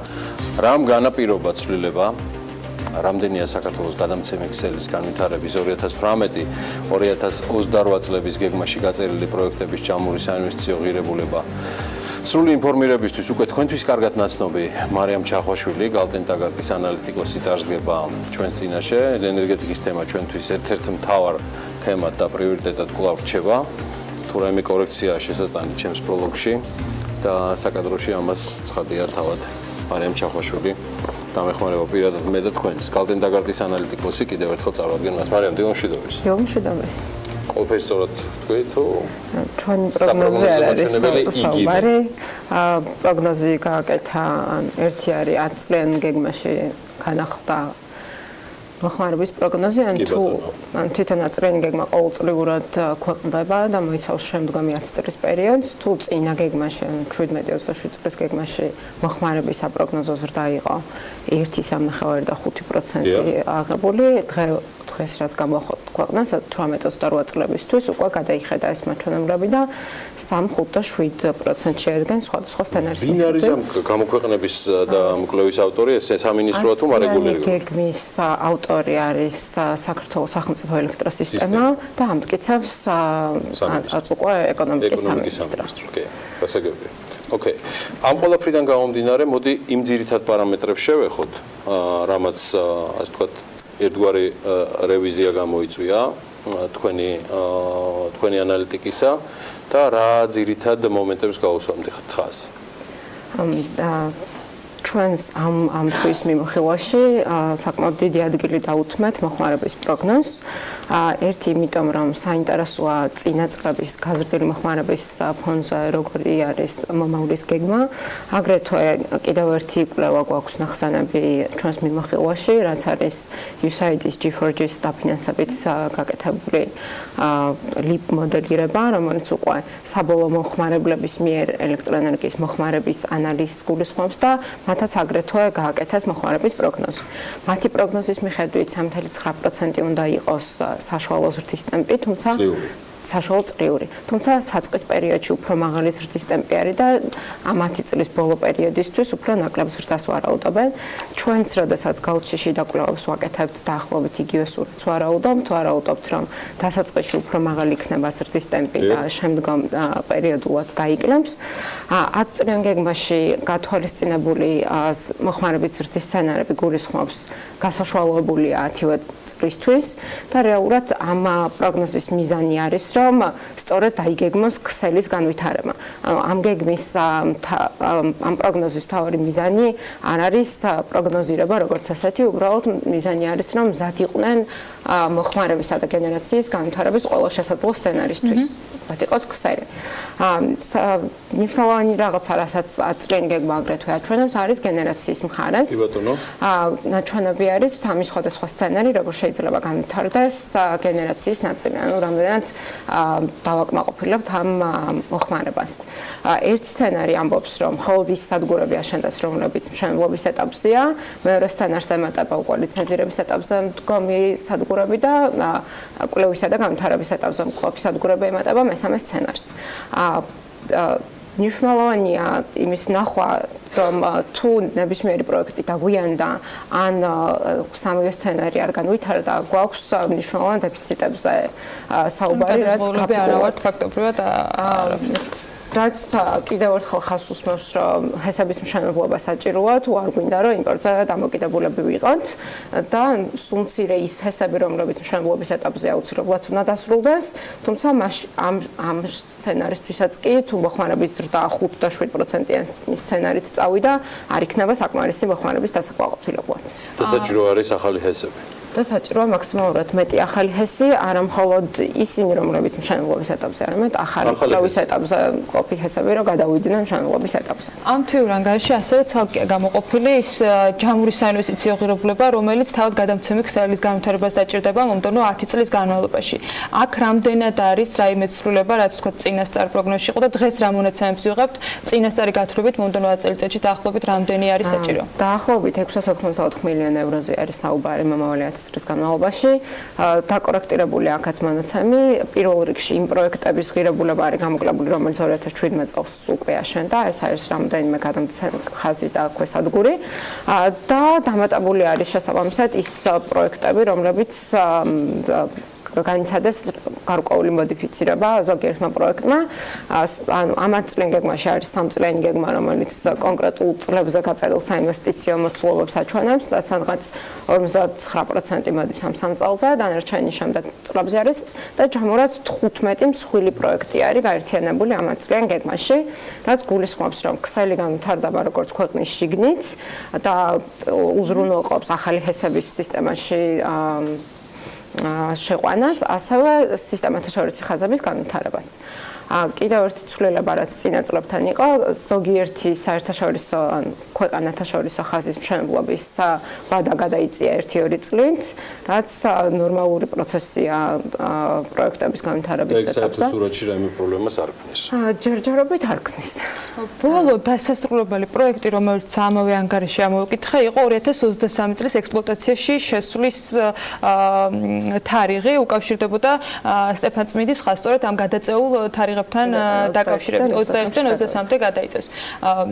ანუ 23-ის იქით გეგმა არა გვაქვს, თუ ამით დასრულდება რეალურად? ამით სისტემათა შორისი ხაზების გეგმა არ გვაქვს, თორე როგორ არა შიდა სასისტემო შიდა ხაზების გეგმა შემდგომ პერიოდსაც მოიცავს. მარიამ, უნიშნულოვანესი ჩემთვის პირადად, რაც ასევე ამოვიკითხეთ თქვენს განახლებულ კვლევაში, არის საუბარი 2018 წელს მოსალოდნელ საკანონმდებლო ცვლილებებზე. ამ შემთხვევაში მაყურებლისთვის მნიშვნელოვანი იქნება კონკრეტულად ეს პაკეტები და ცვლილებები, რა გავლენას მოახდენს სრულ სურათზე თქვენი დაკვირვებით. დიახ, რამდენიმე საქართველო გახდა ენერგეტიკული გაერთიანების ხელმომწერი 2015 წლის ოქტომბერში და ქვეყანამ აიღო ვალდებულება, რომ საქართველოს კანონმდებლობა მოვა შესაბამისობაში ევროპულ რეგულაციებთან და დირექტივებთან. ესეც წლებზე არის გაწერილი, 2018 წელს გვიწევს 7 რეგულაციის შესრულება, აქედან ყველაზე მნიშვნელოვანი არის ენერგეტიკას რაც ეხება შიდა ბაზრის რეგულაცია, რაც საწოლოდებით რასამყოთ გაზაფხულისთვის პირველი დრაფტი უნდა გამოჩნდეს და რაზეც უფრო დეტალურად არის საუბარი ჩვენს მიმოხილვაში არის განახლებადი ენერგიების ხელშეწყობის შესახებ კანონი. აგრეთვე გვაქვს რამდენიმე ენერგოეფექტურობის შესახებ რეგულაცია, რამდენიმე გარემოს დაცვითი რეგულაცია და ასე შემდეგ. განახლებადი ენერგიების შესახებ რეგულაციაზე შევჩერდები. საკმაოდ საინტერესო თემაა, მას შემდეგ რაც PPA-ები გაუქმეს, ყველა ინვესტორს აინტერესებს რა იქნება შემდგომში. ანუ რა მექანიზმს მოიფიქრებს სახელმწიფო იმისთვის, რომ მათი ინვესტიციები წახალისდეს. ისევე როგორც ყველას აინტერესებს, როგორ იქნება საბაზრო წესები, რომ ამ ბაზრის წესებს მოერგონ. ეს კანონი, რომელსაც ველოდებით, რომ აგვისტოში უნდა შემოიღონ, ჯერჯერობით არ განსაზღვრავს კონკრეტულ მექანიზმებს დაფინანსებისთვის. ეს მათ კითხვას რა მექანიზმით ჯერ პასუხი არ გაეცემა. უბრალოდ პასუხი გაეცემა კითხვას, რომ ეს საჭიროა, განიმარტება რა არის განახლებადი ენერგიის წყაროები, სამიზნემა ჩვენებლები ჩამოყალიბდება და ჩამოყალიბდება ის გეგმა, რომელიც უკვე შემდგომ და შესრულდეს იმ კანონქვემდებარე აქტების, რომლებიც უკვე ზუსტად განსაზღვრავენ რა კონკრეტული მექანიზმები იქნება. იმისთვის, რომ სამიზნემა ჩვენებლები შეასრულონ, იმისთვის, რომ ინვესტიციები წახალისდეს და ასე შემდეგ. თუმცა დამეთანხმება, რომ თავარი მოლოდინი PPA-ების გაუქმების შემდეგ ალბათ სწორედ ეს არის. ზუსტად ეს არის ინვესტორებისთვის, ანუ ჯერჯერობით აგვისტოში ამ კითხვას პასუხი არ გაეცემა, თუმცა გვეცოდინება როდის ველოდოთ კითხავს პასუხი. და წელს გვეცოდინება ეს ყველა შემთხვევაში. ასე რომ პასუხები ცხადია ებიტო. აგვისტოში გავიგოთ, მეგონი უფრო თარიღს. არა მგონია მეძავით წელს. კანონი არ გულისხმობს, დირექტივა არ გულისხმობს, რომ ყველაფერი წელს უნდა გაკეთდეს. დირექტივა გულისხმობს, რომ უნდა განისაზღვროს კონკრეტული ვადები, თუმცა განუსაზღვრავად ვერ გადაიდება. ჩვენს ხო, მაგრამ ჩვენს დირექტივაზე ვსაუბრობ, ანუ ეს არის მთავარი ტკივილი, რაც ენერგოინვესტორებს აქვთ და ალბათ მთავარი კითხვა რაც მათ სურთ. პირველ თემას რა დაუბრუნეთ, თუ რაღაც ეს საკითხები არ გადაწყდა, კვლევის განვითარებაზე ყოფი პროექტები არ გადაუვლენ მშენებლობის ეტაპზე და ის ლეგი რაც შეიძლება გაჩნდეს მშენებლობის ეტაპზე, შეიძლება იყოს მოხმარების დაკმაყოფილებისთვის საკმაოდ მტკივნეული. და ეს იქნება იმპორტი. და დააწყვეს იმპორტს. რაც ნიშნავს, რომ დაგვაწვევა ყველას ჩვენ. საბოლოოდ კი. მოდი ხა თვითონ ამ ანგარიში მოხდრილი იანვრისთვის სტატისტიკა ვნახოთ, რამდენი იყო იმპორტის ნაწილი და ჩავხედოთ დღეს არსებულ სიტუაციას, გარდა საპროგნოზოსი რისკები გამოიკვეთა, ის მიზეზები, რაც შეიძლება ამას პრინციპში განსაზღვრავდეს, როგორ იყო შედეგები, რამე საპროგნოზოდან ამოვარდნილი მაჩვენებლები გქონდა? იანვრის თვე მოხმარება მიწადების კუთხით ჯამურად რა შევხედოთ საკმაოდ კარგად ემთხოვოდა გეგმას. საინტერესო ნაწილი არის ის, რომ სადისტრიბუციო კომპანიებს ჰქონდათ საკმაოდ მაღალი ზრდა, ენერგოპროს ზრდა იყო 17%-იანი, რაც შეიძლება აიხსნას მოხმარების დაბალი ბაზით, შეიძლება აიხსნას დამატებული ახალი საწარმოების და სიმძლავრეების მოხმარებით. მიწადების მხარეს ჰესებს ჰქონდათ იმაზე მეტი გენერაცია, ვიდრე მოსალოდნელი იყო. ერთი მხრივ ზრდა 19%-იანი, თითქმის 20%-იანი ზრდა იყო ჰიდროგენერაციაში, რაც ერთის მხრივ მოდის ახალი გენერაციის ობიექტებზე, მეორე მხრივ მოდის ისევ ძველ რეგულირებად ჰესებზე. ენგურდავარდნილი კვლავ მარეგულირებლის ფუნქციას ასრულებდა და შესაბამისად ამ თვეში ზრდა არ გქონია. აღნიშნავ მაინც, რომ წინა წლის იანვარში დაბალი ბაზა იყო, ასე რომ ეს 20%-იანი ზრდა არ არის მხოლოდ ახალი ჰესების დამატებით და გამოწვეული, წინა წლის დაბალი ბაზაც საკმაოდ მნიშვნელოვან როლს თამაშობს. ამ რამე განსაკუთრებული გავლენა იქონია იმპორტულ ენერგიაზე? ცხადიან, იმან რომ ჰესების გენერაცია გაზრდილია, შეამცირა პირველ რიგში თბოსადგურების გენერაცია. იმპორტის მაჩვენებელი წლიდან წელზე რა შევადაროთ, მაინც გაზრდილია, თუმცა დაგეგმილზე უფრო დაბალი მაჩვენებელია გამომდინარე იქიდან, რომ ჰიდროგენერაცია იყო მეტი. ანაზღაურა რეალურად. კი ბატონო, ძირითადად ანაზღაურებას მაინც აკეთებენ თბოსადგურების ხარჯზე, იმიტომ რომ როდესაც იმპორტი წინასწარ დაგეგმილია, ეს უკვე კომერციულ კონტრაქტზე არის მიბმული. ამ კომერციული კონტრაქტის შესრულება მაინც პირველი ვალდებულებაა სახელმწიფო ელექტროსისტემის მხრიდან.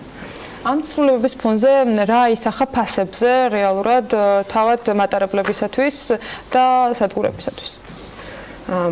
ჩვენ ყოველთვიურად უყურებთ ფასების დინამიკას, როგორც ადგილობრივ ბაზარზე, ასევე თურქეთის ბაზარს ვაკონტროლებთ, მიუხედავად იმისა, რომ იანვარის საექსპორტო თვე არ არის და არასდროს ყოფილა, მაინც სტატისტიკას არ ვაფუჭებთ და ყოველთვიურად ვაქვეყნებთ. თურქეთის ფასები შედარებით დასტაბილურებულია და ისევ 5 ცენტის ფარგლებში არის.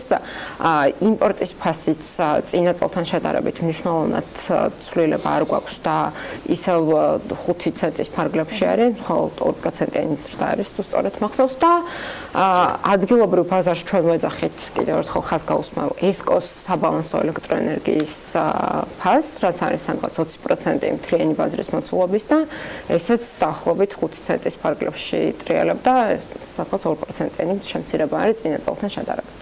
მარიამ, მიმდინარე ამბებიდან თუ არ გრჩება არაფერი და ცხადია შეგიძლია დაამატო სრულად, კიდევ ერთი თემა, რაც ჩვენი ყურადღების საგანი არის, USAID-თან ერთად დაწყებული 3-წლიანი პროექტი. მსგავსად საკანონმდებლო ცვლილებებისა ჩემი კითხვა მდგომარეობს, საბოლოო ეფექტის რა მომტანი იქნება, რა არის დანიშნულება ამ პროექტისა, რომლის ჩამორეგულირება $7.5 მილიონ შეადგენს. კარგი კენთ რა გამახსენეთ, იმიტომ რომ ის კიდევ ერთხელ ეხმარება იმ თემას, რომელზეც ჩვენ საუბრობდით, განახლებადი ენერგიების განვითარების ხელშეწყობას.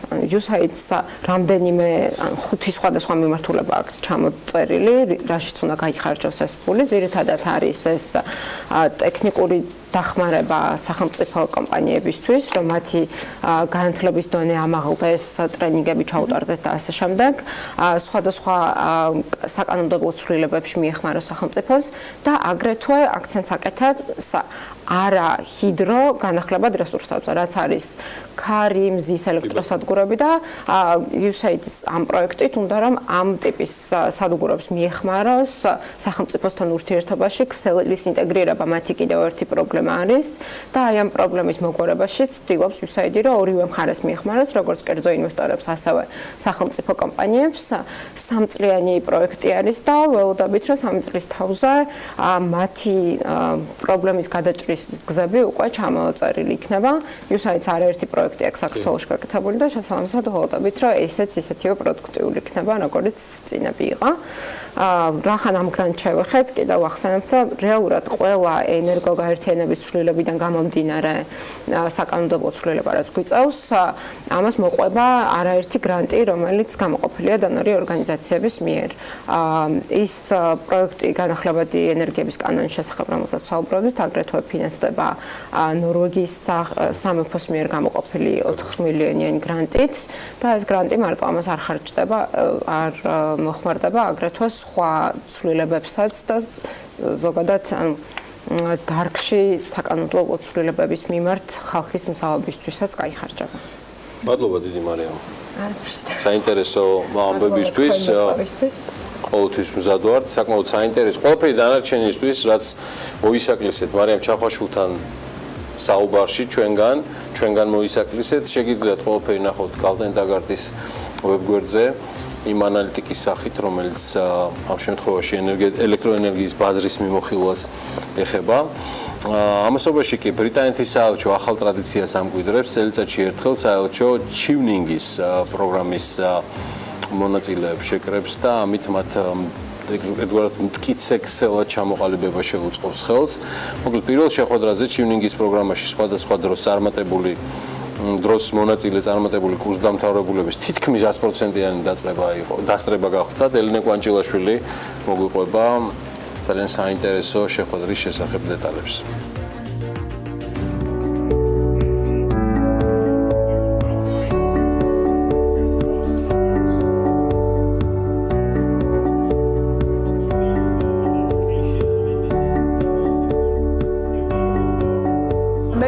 ჩივნინგის ესე ვთქვათ სტიპენდიანტი 2004-5 წლების ნინო ევგენიძის გარდა ამ პროგრამით სულ 250 ადამიანმა ისარგებლა. სფეროები მრავალფეროვანია, მათ შორის პოლიტიკა, ბიზნესი, მედია, ჯანდაცვა, სოფლის მეურნეობა, ლოჯისტიკა, მენეჯმენტი, ტექნოლოგიები. ჩივნინგი გაერთიანებული სამეფოს მთავრობის საერთაშორისო პროგრამაა, რომლის მთავარი მიზანია მთელი მსოფლიოს მასშტაბით ლიდერების და ლიდერობის ხელშეწყობა. მე ვფიქრობ, რომ ბრიტანეთის მთავრობის მიერ საქართველოსთვის ეს ყველაზე წარმატებული ინვესტიცია არის, თუ კი რამით შეუძლია მას დაეხმაროს ამ ქვეყანას, იმიტომ რომ არის უნიკალური შესაძლებლობა იმისა მთელი ამ წლების განმავლობაში, რომ ქართველმა ახალგაზრდებმა მიიღონ განათლება გაერთიანებული სამეფოს ყველაზე წამყვან უნივერსიტეტებში. პროგრამას დიდი ბრიტანეთის საგარეო საქმეთა სამინისტრო აფინანსებს პარტნიორ ორგანიზაციებთან ერთად. საქართველოში ასეთი საქართველოს ბანკია. მისი დახმარებით ჩივნინგის პროგრამა საქართველოშიც ისევე როგორც დანარჩენ მსოფლიოში ორი ტიპის დაფინანსებას გასცემს. ეს ჩივნინგის სტიპენდიებია სწავლისთვის და კვლევისთვის. სტიპენდიანტებს კონკურსის საფუძველზე ყველა ქვეყანაში ბრიტანეთის საელჩოები არჩევენ. ერთი მხრივ ჩვენ ამ ადამიანებს უქმნით შესაძლებლობას ეზიარონ ბრიტანული განათლების სისტემას, რაც ჩემი პირადი მოსაზრებით ერთ-ერთი საუკეთესოა მთელ მსოფლიოში. თუ შეხედავთ ყველა სანდო რეიტინგის მიხედვით, ბრიტანული უნივერსიტეტები ყოველთვის ტოპ 10-ში არიან. მეორე მხრივ ჩვენც ვიგებთ, რადგან ურთიერთობებს ვამყარებთ ქართული საზოგადოების გამორჩეულ წევრებთან და ეს ურთიერთობები გრძელდება არა მხოლოდ მათი გაერთიანებულ სამეფოში ყოფნის პერიოდში, არამედ მთელი სიცოცხლის მანძილზე. ბრიტანეთის საელჩომ საქართველოში გადაწყვიტა პროგრამის მთავარი მიზანი კიდევ უფრო თვალსაჩინოდ გამოკვეთოს და ჩივნინგელებს მისცეს შესაძლებლობა ეფექტურ ქსელად ჩამოყალიბდნენ. ამისთვის წელიწადში ერთხელ ამ ტიპის შეხვედრები ჩატარდება, სადაც ჩივნინგელებისთვის მოტივაციის კიდევ უფრო გასაზრდელად და თვალსაწიერის გაფართოებისთვის წინასწარ შერჩეული სპიკერი იზრუნებს ხოლმე. პირველ ასეთ მასშტაბურ შეკრებაზე, სადაც თითქმის 100%-იანი დასწრება იყო, მოტივაციის ამაღლებაზე ზრუნვა ნიკა გილაურს დაევალა. მოწვეული ვიყავი როგორც guest speaker-ი. ყოფილმა პრემიერმა, რომელსაც დღეს საკუთარი საკონსულტაციო კომპანია რეფორმატიქსი აქვს და განვითარებად ქვეყნებს რეფორმებით ეხმარება, მალე გათვალა, რომ საკუთარი ყველაზე მცირე, მაგრამ გლობალური კომპანიის რეკლამისთვისაც საუკეთესო ადგილზე დაპატიჟეს. იმიტომ რომ ვთვლი, რომ ძალიან მაღალი განათლების ხალხი იყო დღეს შეკრებილი და ესეთი ადამიანები არიან, რომელიც ჩვენ კომპანიაში გვჭირდება ყოველთვის. ბრიტანეთის საელჩომ ნიკა გილაურის თანხმობა იმიტომაც მიიღო, რომ კარგად აქვს გაცნობიერებული. თუ გინდა 21 საუკუნეში კონკურენტული კადრი იყო, მცირე ხნით მაინც უნდა გასცდეს საკუთარი ქვეყნის ფარგლებს და განათლება საზღვარგარეთ მიიღო. სამწუხაროდ თუ საბედნიეროდ ალბათ ერთ-ერთი ძალიან მნიშვნელოვანი მომენტია, რომ ყველა შეეძლოს რაღაც პერიოდი რამდენი თვე მაინც ის მიიღოს განათლება უცხოურ უნივერსიტეტში. ეს რა თქმა უნდა თავის სიძლიერეს მატებს, სწავლის დონე რა თქმა უნდა ბევრად მაღალია, განსაკუთრებით ბრიტანულ უნივერსიტეტებში და ამერიკულ უნივერსიტეტებში. თანაც ეხლა, როდესაც ჩვენ ვხედავთ ასეთ ტექნოლოგიურ ცვლილებას ყოველწლიურად და ძალიან ბევრი ქართული უნივერსიტეტი არ ამგონია რომ მოახერხოს დაეწიოს ამ ტექნოლოგიურ ცვლილებებს. ჩივნინგის პროგრამისთვის აპლიკაციების მიღება 2018 წლის აგვისტოში განახლდება და მონაწილეებს საქართველოდან კიდევ ერთხელ ექნებათ შესაძლებლობა 2019-2020 აკადემიური წელი გაერთიანებულ სამეფოში გაატარონ. შემდეგ ისევ საქართველოში დაბრუნდნენ და ჩივნინგელების ქსელის მეშვეობით მნიშვნელოვანი თემების ადვოკატირების პროცესს აქტიურად შეუერთდნენ.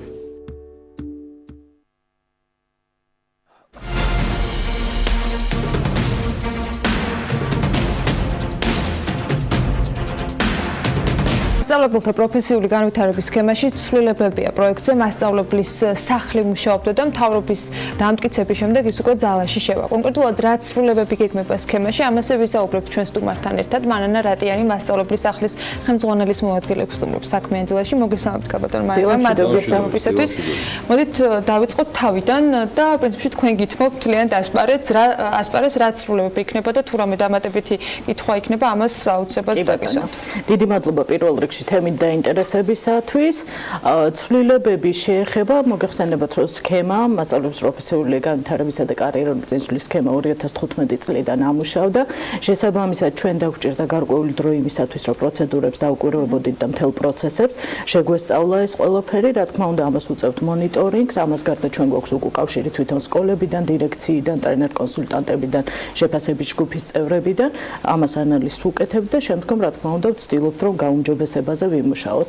ზუსტად პირველი ცვლილება შევიდა 1 წლის უკან და ახლა უკვე მეორე ცვლილებების დროც მოვიდა, ასე ვთქვათ. ეს არის ძირითადად რამოდენიმე მიმართულებით. პირველი მიმართულება არის პროცედურების გამარტივება, რაც მოგეხსენებათ ელექტრონულ სისტემაში და 21 საუკუნეში ძალიან ჩვეულებრივი ამბავი არის. ანუ რაღაცა კრედიტგულების ასახვა მასწავლებლებისათვის ავტომატურად მოხდება, ამით ვთქვათ ის ქაღალდომანია, ასე ვთქვათ, რასაც მასწავლებლები ხშირად უჩიოდნენ ხოლმე, მოიხსნება და შესაბამისად ეს კრედიტგულები მათთვის იქნება ჩვეულებრივ ასახული სისტემაში. ამავდროულად იყო ხოლმე გარკვეული რეგულაციები, რომლის შემთხვევაში სკოლები მომართავდნენ ჩვენს მასწავლებლის პროფესიული განვითარების ცენტრს და ჩვენს ვიდრე მათ პასუხს გავცემდით, შესაძლებელია გვიანდებოდა კიდევაც და ესეც რა თქმა უნდა უფლებამოსილება გადავა უფრო მეტად სკოლებზე და სკოლები ადგილზე მიიღებენ ამ გადაწყვეტილებებს. ასევე ალბათ მასწავლებლების რეაქციას, რასაც ვუყურებ ამ ცვლილებებთან, როდესაც პირველად გამოცხადდა, ეს არის ის, რომ იყო ერთ-ერთი ჩანაწერი, რომელიც სტატუსი ჩვენ გვაქვს სისტემაში 4 სტატუსი, პრაქტიკოსი, უფროსი, წამყვანი და მენტორი მასწავლებლების და როდესაც სტატუსს მოიპოვებდნენ მასწავლებლები, ამის შემდგომ კიდევ უნდა შეენარჩუნებინათ და კი ბატონო. და აი ამის შესახებ, რა თქმა უნდა, ძალიან ბევრი მსჯელობის შემდეგ სტატუსი აღარ ჩამოერთმევათ, აღარ ჩამოქვეითდებიან მასწავლებლები და შენარჩუნებაზე უკვე კვლავაც პასუხისმგებელი იქნება სკოლა, თუ ვთქვათ, მოსწავლეებისათვის, მშობლებისათვის, სასკოლო საზოგადოებისათვის მისაღები არის, როგორ გაკვეთილებს ატარებს მასწავლებელი, ამ შემთხვევაში, რა თქმა უნდა, სკოლა ინარჩუნებს ასეთ მასწავლებელს. ჩავშალოთ, რამდენადაც ფლობ ინფორმაციას ამ შესახებ, მათ შორის შენარჩუნება ხდებოდა ტრენინგების გავლით, კონკრეტული კრედიტ საათების დაგროვებით, იმ სასწავლო პროგრამების წარდგენით, რომელსაც მასწავლებლები სპეციალურად ამუშავებდნენ, ან იმ ღია გაკვეთილებებით, რომელიც მათი მხრიდან იყო წარმოდგენილი. თუ კი ამას აღარ გააგრძელებენ, მაშინ ჩამოქვეითება რატომ აღარ ხდება? კი ბატონო, ამ შემთხვევაში, ესე იგი თქვენ რაც ახსენეთ, პროფესიული განვითარების საშუალებები და სხვადასხვა პროექტები, ვთქვათ, კლუბები, წრეები, რასაც მასწავლებელი აკეთებდა სქემის ფარგლებში, ძალიან ბევრი 32 სხვადასხვა აქტივობა გქონდა, რაც საიდანაც მასწავლებელს უნდა აერჩია, რომელს ჩაატარებდა. ეს თუ კი მასწავლებელი გადაწყვეტს, რომ სტატუსი აიმაღლოს და წინ წავიდეს, რა თქმა უნდა, ისევ ძალაში რჩება და არაფერი არ შეცვლილა ამ მიმართულებით, თუმცა თუ კი მასწავლებელი თulis, რომ მას აკმაყოფილებს ის სტატუსი, რომელიც მას აქვს, ამ შემთხვევაში ხელფასში გამოიხატება. სხვათა შორის ეს იყო კარგი მოტივატორი, გარე მოტივატორი იმისათვის, რომ მასწავლებელთა დიდი ნაწილი, ვთქვათ, ნდობა გამოეხატა სისტემისათვის და ჩართულიყო, ვთქვათ, კარიერული წინსვლის პროცესში და შესაბამისად დღეს ძალიან დიდი არის აქტივობა მასწავლებლების, ისინი აგროვებენ კრედიტგულებს და ჩვენ გონია, რომ ეს კი არ მოადუნებს მასწავლებელს, ვთქვათ, გახდის, ვთქვათ, მაინც აზრი არ აქვს რაღაც კეთებას, არამედ პირიქით, ვთქვათ, მას არ აქვს ზედმეტი ზეწოლა გარედან და შესაბამისად ის თავის თავისუფლად დროში გადაანაწილებს, თუ როდის წავიდეს, როგორ წავიდეს წინ და თქვათ რა აქტივობები დაგაგმოს მოსწავლეების საჭიროებიდან გამომდინარე.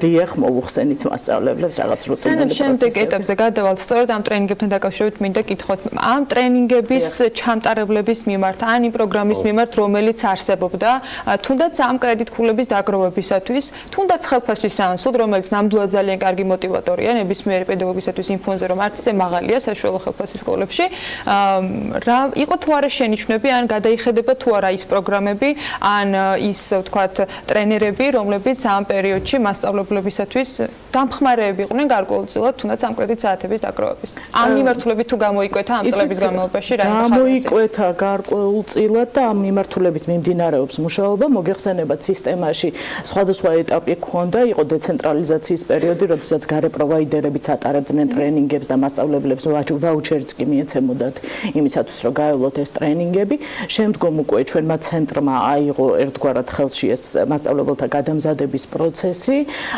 და დღევანდელ დღეს უკვე საუბარი არის დეცენტრალიზაციის პროცესი წინადადება მზად არის პარლამენტისათვის იმისათვის რომ მოხდეს ასევე გარე პროვაიდერების შემოყვანა და ეს რა თქმა უნდა ძალიან კარგი იქნება იმდენად რამდენადაც მოძლიერდება ბაზარი მრავალფეროვანი არჩევანი ექნება მასწავლებელს და შესაძლებელი ექნება არა მხოლოდ თქვა ტრენინგ დასახელებებიდან ამოარჩიოს რომელსაც ჩვენი ცენტრი თავაზობს არამედ განმახორციელებლებს შორისაც გააკეთოს არჩევანი ასე რომ მე მგონია მიმართულება რომელიც მისთვის საინტერესოა და მასწავლებელი წლის დასაწყისში აკეთებს თვით შეფასებას საკუთარი საჭიროებების ანალიზს და შესაბამისად აქედან გამომდინარე უკვე რაც უფრო მრავალფეროვანი იქნება მიმწოდებელი მით უფრო სხვადასხვა მიმართულებით შეძლებს განვითარებას. ერთი ახალი ამბავი გავიგეთ და ბარი მადებით დაგვიზუსტეთ როდისთვის აპირებთ ამ ყველაფრის განხილვას და შესაბამისად დამტკიცებას. სამინისტრო ხო უკვე? ეს უკვე არის რა თქმა უნდა ჩვენგან ინიციატივა წასულია სამინისტროსთან რა თქმა უნდა ქონდა განხილვები ამის თაობაზე და ახლა უკვე სამინისტრომ უნდა წაიღოს ეს წინადადებები პარლამენტში განსახილველად. მე რა კითხვა მაქვს მაგასთან დაკავშირებით ხალხთან სამინისტრო ხო იყო მანამდე ჩართული ამ პროცესში. მე მესმის რომ ეს არის ჩვეულებრივი ბიუროკრატიული რუტინა, ჯერ განათლების სამინისტრო, შემდეგ მთავრობა. დიახ. არის შანსი რომ კიდევ რაიმე ცვლილება შევიდეს რაიმე ეტაპზე მიუხედავად იმისა რომ განათლების სამინისტროს შემდეგ ეს დაეგზავნება სხვა სამინისტროებსაც შესათანხმებლად თუ მართლა ვადებში და დროში მივიღებთ ამ ცვლილებებს თქვენი პროგნოზი როგორია ჩემი პროგნოზით ალბათ შემიძლია ვთქვა რა თქმა უნდა არ ვიცი რა გამოხმაურება მოვა სხვა უწყებებიდან თუმცა მე მგონია რომ ეს ცვლილებები იმდენად მოქნილი არის და იმდენად მართლაც უმარტივებს არაერთ მხარეს მუშაობას და ბიუროკრატიას აცილებს და მასწავლებლების მხრიდანაც მოდის ნამდვილად უკავშირს ეფუძნება და ამ შემთხვევაში ჩვენი მოსაზრებები სამინისტროს მასწავლებლების და ჩვენი ცენტრის ერთმანეთს დაემთხვა. აქედან გამომდინარე, მე მგონია არსებითი ცვლილებები არ უნდა იყოს და საკმაოდ სწრაფად უნდა განხორციელდეს.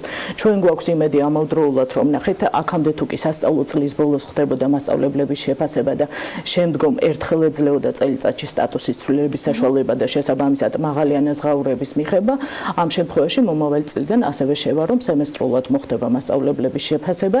ეს გაუმარტივებს ასევე სკოლის შეფასების ჯგუფსაც მუშაობას, იმიტომ რომ მათ თქვათ შეუძლიათ გადაანაწილონ ეს სამუშაო მასწავლებლებისათვის ეს ბევრად უფრო მოქნილი იქნება და ამავდროულად შევცვალეთ ის რომ ქონდა მასწავლებლის სტანდარტიზებული ინსტრუმენტი 32 სხვადასხვა აქტივობა არის, რასაც მასწავლებელი ირჩევს და აქ იყო 68-მდე დოკუმენტაცია მტკიცებულების სახით უნდა შეედგინა მასწავლებელს. რა თქმა უნდა, ერთ მასწავლებელს არა იმის მიხედვით რა აქტივობას აირჩევდა. ამათი რაოდენობაც მაქსიმალურად შევამცირეთ და დღევანდელ დღეს თქვა 32 აქტივობაზე 40-მდე მტკიცებულება არის მხოლოდ იმისათვის რომ მასწავლებელმა თქვა დაადასტუროს თავისი აქტივობა რომ ხარისხიანად გაიმართა ბოლო. როგორი არის უკავშირი სკოლების მენეჯმენტის მხრიდან, როდესაც მათ მოუხდებათ არა წელიწადში ერთხელ, არამედ თუ სემესტრულად, თუნდაც ამ შეფასებების გადახედვა, მათ შორის ბიუჯეტირების ნაწილშიც, იმიტომ რომ თუ კი ცვლილება განხორციელდება, მათ მოუწევთ შესაბამისად განსხვავებული ანაზღაურებების გაცემა სემესტრულად. კი ბატონო, ამ მიმართულებით წინა კვირას მომიწია მთელ საქართველოში სიარული, იმიტომ გარდაკვირვება დავიწყეთ ამავდროულად და ხვდებოდი ვთქვათ მასწავლებლებს, დირექციას, რესურს ცენტრის წარმომადგენლებს, მათი მხრიდან ძალიან პოზიტიურად არის ეს ცვლილებები მიღებული. ფაქტობრივად შეიძლება ითქვას, რომ მათი მოთხოვნითაც მოხდა ამგვარი ცვლილების მიღება. რაც შეეხება ბიუჯეტირებას, ამას ხელფასებს სამინისტრო წყვეტს და შესაბამისად სამინისტროსთვის, მის ფინანსური დეპარტამენტისთვის ეს ცვლილება მისაღები იყო. ამდენად მე მგონია, რომ აქაც არ უნდა იყოს რაიმე შეფერხება ამ ცვლილებაშიც. მადლობა მანარატიანს, დიდი მადლობა ქალბატონ მანასტომრობისთვის. იგი მასწავლებლის სახლის ხელმძღვანელის მოადგილეა. საინტერესო თემები გაგვიზიარა და ოცებად მიყურადებულები ვიქნებით ფედერალური მთავრობამ მას შემდეგ, რაც განათლების სამინისტრო გადაუგზავნის აღნიშნულ პროექტს, რამდენად სწრაფად მიიღებს გადაწყვეტილებებს. კიდევ ერთი თემა გვაქვს ჩვენი მაყურებლისთვის მომზადებული. ამ შემთხვევაში უკვე Business Insider-ის მურიგით და ძალიან საინტერესო რეიტინგი. ამერიკული მედიის ყურადღება ჭკვიანმა ქალაქებმა მიიპყრო განვითარებული ინტერნეტ ქსელი და ტექნოლოგიები, რომლებიც ადამიანების ცხოვრებაზე ყველაზე დიდ გავლენას ახდენენ და რომლებსაც ესა თუ ის ქალაქები ყველაზე მეტად იყენებენ ყოველდღიურობაში. რომელი ქალაქები აღმოჩნდნენ ლიდერები, ანუკა ჯოხაძის სიუჟეტი ვნახოთ.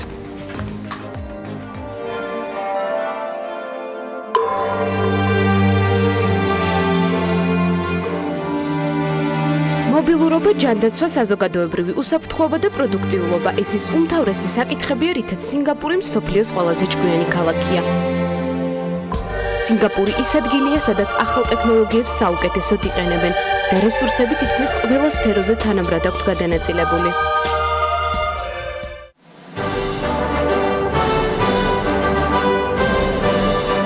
რეიტინგში მეორე ადგილი მობილური სისტემებითა და განვითარებული ჯანდაცვის სისტემით დიდი ბრიტანეთის დედაქალაქმა ლონდონმა დაიკავა. როგორც აღმოჩნდა, ლონდონი სინგაპურის მსგავსად ამ ორ სფეროსთან ერთად პროდუქტიულობითაც გამოირჩევა, რასაც მისი მოწინავე პოზიციაც მოწმობს.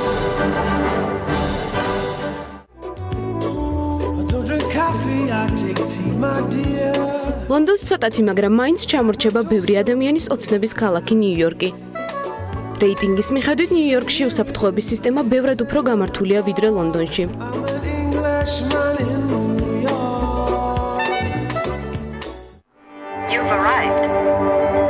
აღმოსავლეთით აღმოსავლეთია, ხოლო დასავლეთისკენ როგორც კი წახვალ იქ სან-ფრანცისკოა. ამბობდა ცნობილი მწერალი ო ჰენრი. ყველაზე ჭკვიანი ქალაქების ხსენებისას Business Insider-ს, რა თქმა უნდა, ამერიკელი მწერლის ფავორიტი ქალაქიც არ გამორჩენია. სან-ფრანცისკო სინგაპურის შემდეგ ყველაზე მობილური ქალაქია, რითაც მეოთხე პოზიციას იკავებს.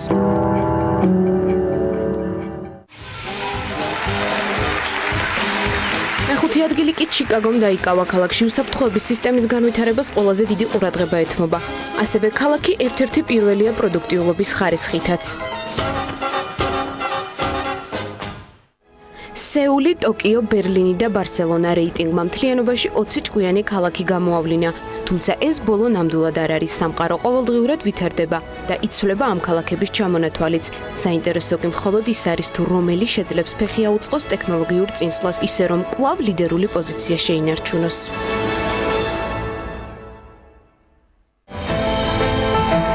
ამინდის პროგნოზის სპონსორია SEU დეველოპმენტი.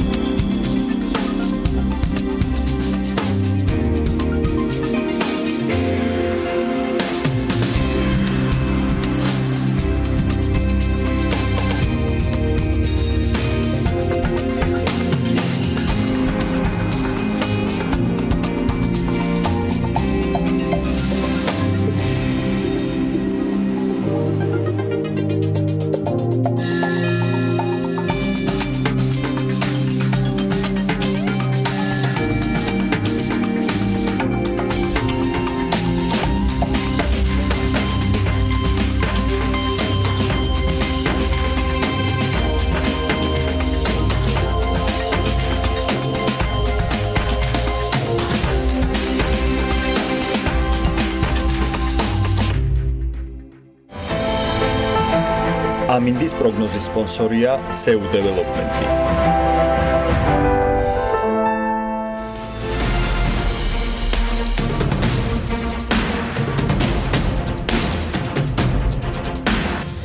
საქმიანი დილის ბოლო ბლოკს სანამ თათია ჩაფიჩაძე ჩართვით შემოუერთდება და შოთა გასული კვირის საერთაშორისო სავალუტო ბირჟების მთავარ ტრენდებს მიმოიხილავს, ელენე ჩომოხიძე და მისი სტუმრები ხსნიან მშენებლობის თემაზე გავაგრძელებთ საუბარს. ამჯერად სამშენებლო საქმიანობის მარეგულირებელ კანონმდებლობაზე ელენე ჩომოხიძე ბილსის პარტნიორთან და დამფუძნებელთან ალეკო ბოლქვაძესთან ერთად ისაუბრებს სულ რამდენიმე წამში.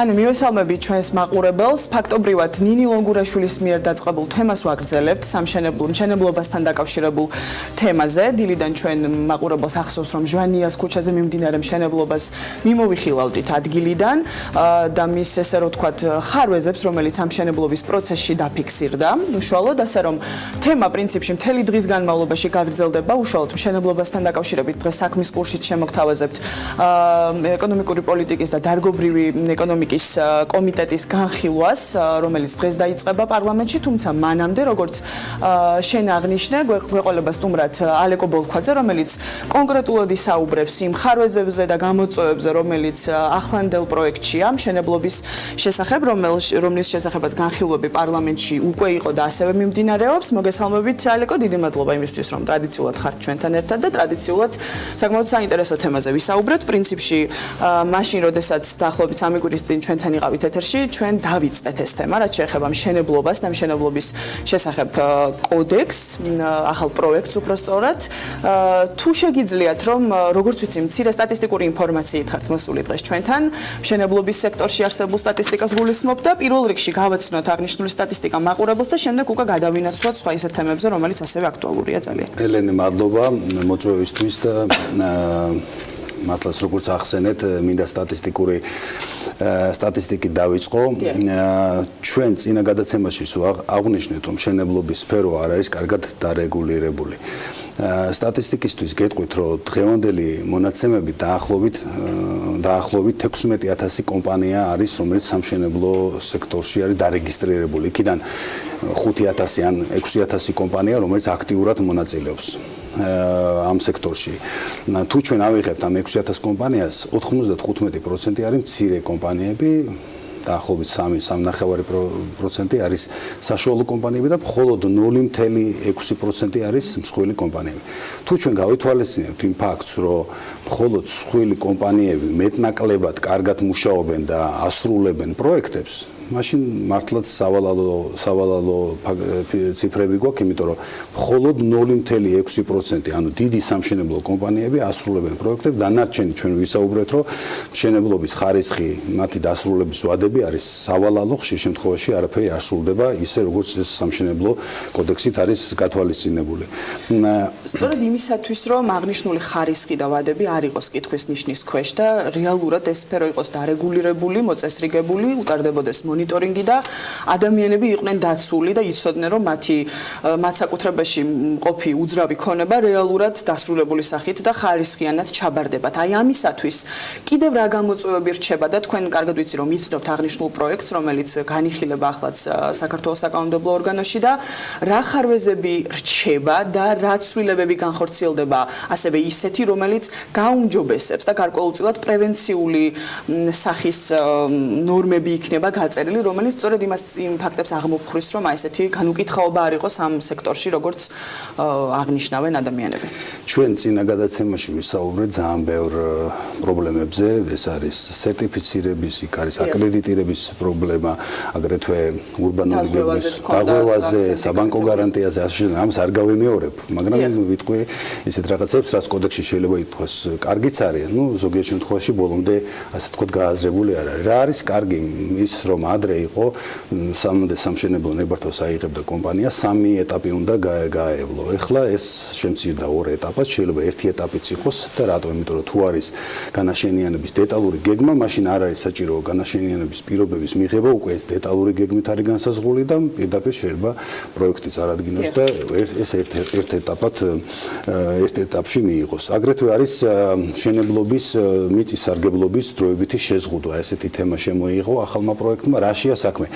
სანამდე მერია და სპეციალური სამსახურები მუშაობენ ქალაქმშენებლობითი გეგმის დეტალებზე, შეიძლება კომპანიებს უარი ეთქვას მშენებლობის ნებართვის მიღებაზე, სანამდე ეს გეგმა დამტკიცდება, მაგრამ ეს არ შეიძლება 4 თვეზე მეტი გაგრძელდეს. ანუ რაშია საქმე, რომ ხშირად რაღაცა უბნები არის დაურეგულირებელი, მშენებელს კი უნდა ააშენოს, მაგრამ მერია ეუბნება, რომ არა, ამ ეტაპზე ვერ მოგცემთ ნებართვას, იმიტომ რომ ქალაქმშენებლობითი გეგმის პირობები დადგენის პროცესშია და ამიტომ ამის უფლებას არ მისცემენ. არის აგრეთვე ასეთი საკითხი, რომ თუ ქალაქმშენებლობითი გეგმა არსებითად ცვლის პირობებს, აი მაგალითად ადამიანი ცხოვრობს ერთ ადგილას და მისი განვითარება უნდა მიწის ნაკვეთი აქვს და უცბად დაადგინეს, რომ აქ ვერ ააშენებ ერთ სართულზე მეც, ან ორ სართულზე მეც, ასე შემდეგ. ხო, ასეთი მაშინ ასეთ ხალხს უფლება აქვს ზიანის ანაზღაურება მოითხოვონ. აი მართალი გითხრათ, ეს მომენტი მაინც და მაინც არ მომწონს, იმიტომ რომ გააზრებული არის თუ არა, რამდენ ადამიანს ან კომპანიას შეიძლება მერე ზიანის ანაზღაურებაზე მიმართოს სახელმწიფოს. ანუ ეს დათვლილი თუ არის, აზრობრივად კარგია, მაგრამ დათვლილი თუ არის, რასთან გვექნება საქმე. ანუ ამ პროექტში აღნიშნულთან დაკავშირებით კონკრეტული ინფორმაცია თქვენ როგორც ამბობთ არ არის ისიც რა არის ჩადებული, შეიძლება აქ არც იყოს, მაგრამ გააზრებული თუ არის, ჩვენ შეიძლება ბრმად ვერ გადმოვიღოთ რაღაცები, ხა უნდა იყოს დათვლილი და უშუალოდ ესა თუ ის მომენტი. აგრეთვე გქონდა მენეჯმენტზე საუბარი, ჩვენ სანამ ეთერში შემოვიდეთ, მანამდეც გქონდა საშუალება, რომ რამდენიმე წუთით გაგვესაუბრა და როდესაც ამ თემაზე ვსაუბრობდით, თქვენ ახსენეთ მენეჯმენტის სამსახური, რომელიც შეიძლება თქვა ცხადია მერიის ფუნქცია არ შეითავსოს, მაგრამ აი რას გულისხმობს თქვენი აზრით და რა უნდა მოგახსენებთ, ეს მერიის ფუნქცია ნამდვილად არ არის, ეს კანონით უნდა დარეგულირდეს. ანუ რაშია საქმე, როდესაც აშენდა სიტყვაზე შენობა, შესახდა ხალხი, ვინ უვლის ამ შენობას. ანუ მერის ფუნქცია ეს უკვე აღარ არის, იმიტომ რომ ეს არის კერძო საკუთრება, იქ კერძო მესაკუთრეები არიან, მობინადრეები და იმათ თვითონ უნდა მოუვარონ. მაგრამ ხო იცით როგორი სიტუაცია არის, შემდგომში ფულის დადება არ უნდა და ყველას მიაჩნია და უშუალოდ სადარბაზო ან შენობის სახურავი, ან გარედან შეღება სხვისი საქმე. უნდა დარეგულირდეს კანონმდებლობით. განსაკუთრებით ეს უნდა ახალ მშენებლობებში ეხოს, იმიტომ რომ ეხლა ძველ მშენებლობებში, ძველ სახლებში ძალიან რთულია გადაარწმუნო მესაკუთრე, რომ ეხლა შენ უნდა იხადო ყოველთვიურად ერთ კვადრატზე სიტყვაზე ერთი ლარი იმისთვის, რომ ეს შენობა იყოს კარგად შენახული. ახალი მშენებლობებისთვის ეს უნდა იყოს როგორც აუცილებლობა, დარეგულირდეს კანონმდებლობით. უცხოეთში ესია, როდესაც ყიდულობ სიტყვაზე ბინას უცხოეთში, ბინის ღირებულება ეს ერთია, მაგრამ მერე გაქვს ვალდებულება მუდმივად იხადო რაღაცა მოსაკრებელი, რომელიც უზრუნველყოფს იმას, რომ ეს შენობა იქნება კარგ მდგომარეობაში. ამას უზრუნველყოფენ მენეჯმენტის კომპანიები არის სპეციალურად. ეს თუ ჩვენ შემოვიღეთ, თქვენ წარმოიდგინეთ, რამდენი ახალი კომპანია შეიქმნება, რომელიც ამით დაკავდება. შესაბამისად, რამდენი ადამიანი დასაქმდება. ამით ჩვენ ნამდვილად რეალურია, რომ მოთხოვნა იყოს ასეთ სამსახურზე და ასეთ კომპანიებზე. ეს რეალური, ჩვენ ვამბობთ, რომ ახალი მშენებლობისთვის ძველ სახლებზე ვერ მოვთხოვთ, იმიტომ რომ ხალხი არ არის ამას მიჩვეული, მაგრამ აუცილებელია, რომ იყოს ახალ მშენებლობებში. და რამდენად უნდა იყოს, ანუ ვალდებული თითოეული მოსახლე და თითოეული კორპუსის მაცხოვრებელი, რომ დაექვემდებაროს და აიყვანოს, ესე რომ ვთქვათ, ასეთი კომპანია, იმიტომ რომ ჩემი კითხვა პრინციპში მდგომარეობს შემდეგში. ეს უნდა იყოს კანონში გაწერილი, რომ ასეთი მენეჯმენტის სამსახურები და კომპანიები უნდა არსებობდნენ, თუ ეს უბრალოდ ნებაყოფლობითი უნდა იყოს. ანუ რატომ არის ძალიან მნიშვნელოვანი ის, რომ კანონში იყოს გაწერილი უშუალოდ აღნიშნული სამსახურის. ყველგან მე მაგალითად წინაზეც აღვნიშნე და ვიცნობ ფრანგულ კანონმდებლობას მშენებლობის და ეს არის გაწერილი. ყველგან ახლა ის არ არის ციფრი მითითებული, რომ ამ კონკრეტულ სახლზე ამდენი უნდა მოსაგება, მაგრამ ის რომ ვალდებულება ამის უნდა კონდეთ მშენებელს, სანამდე გაყიდის, ყველა შემთხვევაში უნდა მყიდველთან შეთანხმებული იყოს, რომ აქ შემოვა მენეჯმენტის კომპანია და რაღაცა ზღვარი უნდა იყოს გადასახადის, რომელიც ადამიანმა ყოველთვის უნდა იხადოს. სხვა წინააღმდეგ შემთხვევაში ჩვენ ისე მივალთ იქამდე, რომ დაუშვათ სახლი დასრულდა და 2-3 წელიწადში ეს სახლი უკვე ასე ვთქვათ, გაუარესდება მისი ვიზუალი, როგორც შიგნიდან, ისე გარედან. კი ბატონო, თქვენ ახსენეთ საუბარში საერთაშორისო პრაქტიკა როგორია, თუნდაც მოიყვანეთ საფრანგეთის მაგალითი. მინდა რომ აუცილებლად შევეხოთ ამ პრაქტიკას, რომელიც საზღვარგარეთ არის დამკვიდრებული გადატვირთულ ქალაქებში, განაშენიანების კუთხით გულისხმობ მჭიდრო დასახლებულ ქალაქებში და რამდენად შეგვიძლია რომ ვიხელმძღვანელოთ კონკრეტული რომელიმე ქალაქის მერიის გადაწყვეტილებებით და შესაბამისი კანონმდებლობით და რომელია თქვენი აზრით რომელი ქალაქის კანონმდებლობა არის ყველაზე მეტად რელევანტური, ესე რომ ვთქვათ, რომ შეგვიძლია რომ იმათი პრაქტიკა და იმათი კანონმდებლობა რაღაცნაირად რომ არ ვთქვათ გადმოწერაზე არ ვსაუბრობ, მაგრამ ძალიან ბევრი ვისწავლოთ და ვიხელმძღვანელოთ მათი კოდექსით, ესე რომ ვთქვათ. ყველაზე თვალსაჩინო მაგალითი ეხლა ძალიან რთულია შევადაროთ მაგალითად თბილისი, ნიუ-იორკს, მაგრამ ყველაზე თვალსაჩინო მაგალითი განვითარების და ასე ვთქვათ ორგანიზების მოხდა ნიუ-იორკში, როდესაც დაახლოებით 20 წლის წინ ნიუ-იორკი იყო ძალიან კრიმინალური ქალაქი, ბინძური და ეხლა კიდე არის ძალიან კარგი ქალაქი. ეს განაპირობა პრინციპში ორმა მერმა, თავის დროზე რუდი ჯულიანი და მის შემდეგ მაგის ჩაანაცვლა მაიკლ ბლუმბერგმა. მაიკლ ბლუმბერგი არის ცნობილი ადამიანი ნიუ-იორკის საფონდო ბირჟაზე, არის მილიარდერი, მისი ქონება დაახლოებით 51 მილიარდია დღევანდელი მდგომარეობით. მე თქვენ მოგაწოდეთ ინფორმაცია მის სამუშაო გარემოს შესახებ, ანუ ის ზის ძალიან დიდ დარბაზში მუნიციპალიტეტის ყველა სამსახურებთან ერთად, ანუ მან რეალურად საფონდო ბირჟის მუშაობის ანალოგი გადმოიტანა მერიაში, როდესაც 1000 კაცი ერთად ზის და ერთად მუშაობს. პრინციპში ეს ძალიან მისასალმებელია, ხა მე არ ვამბობ, რომ კიდე თუ არა ჩვენ მერს რო გადავიდეს დიდ დარბაზში, მაგრამ რეალურად ეს დიდი კაბინეტების და კარჩაკეტილობის მომენტი უნდა დავძლიოთ, როდესაც არის უშუალო კონტაქტი ყოველ წუთში სხვადასხვა სამსახურებთან, რაც ბევრად უფრო აუმჯობესებს მდგომარეობას. რა შეცვალა ამ უშუალობამ ნიუ-იორკის მერის მხრიდან? უშუალოდ აი გადაწყვეტილებების ნაწილში და ეხლა იცით როგორი სიტუაციაა, მე ამასთან დაკავშირებით ვამბობ, რომ აი ეს დაპირება თბილისი სიცოცხლის სავსე ქალაქი არის ძალიან ზოგადი დაპირება რა. რას ნიშნავს სიცოცხლის სავსე ქალაქი? როდეს კალაძეს რო ეთქვა, რომ მე მოვიზიდავ 10 მილიარდს ერთ წელიწადში, ეს უკვე კონკრეტულია, მაგრამ სიცოცხლის სავსე ქალაქი ძალიან ზოგადი თემაა. ეხლა კალაძე ხშირად ამბობს ასეთ რაღაცას, რომ ჩვენ გვაქვს 500 მილიონი, რომელიც უნდა დავხარჯოთ. ეს 500 მილიონი რეალურად არაფერი არ არის. ჩვენ თუ გვინდა რეალურად ქალაქი რაღაცას დავამსგავსოთ, ბევრად მეტი ფულის მოზიდვა შეგვიძლია. როგორ შეიძლება ამ ფულის მოზიდვა? არ არის თქვენი აზრით? კი, არ არის საჭირო მაინც და მაინც რომ ეს იყოს განსაზღვრული ბიუჯეტით. ფულის მოზიდვა შეიძლება მაგალითად ობლიგაციების ვალდებულების ქაღალდი, ასე ვთქვათ, ბონდის გამოცემით გამოუშვებს მერია ობლიგაციებს და 500 მილიონი შეიძლება გახდეს ბევრად მეტი, ორჯერ, სამჯერ უფრო მეტი შეგვიძლია მოვიზიდოთ. აგრეთვე ძალიან მნიშვნელოვანია, რაც ადრე არ ხდებოდა მშენებლობაში, განსაკუთრებით ინფრასტრუქტურულ პროექტებში, კერძო სექტორის ჩართულობა. ეხლა ჩვენ მიღებული გვაქვს კანონი, რომელიც არის საჯარო და კერძო თანამშრომლობის შესახებ, ანუ საჯარო სტრუქტურა კერძო სტრუქტურასთან ერთად ერთი მიზნის მისაღწევად რა უნდა გააკეთოს. ეს არის ძალიან მნიშვნელოვანი. აი, ისიც ზუსტად არ ვიცი, ეს საკითხი კარგად ესმით თუ არა, იგივე ეს ობლიგაციების გამოშვების თემა სპეციფიურია რა, ეს არის კაპიტალის ბაზარი, ამ ინსტრუმენტებს რომელიც ჯერჯერობით განვითარებული არ არის.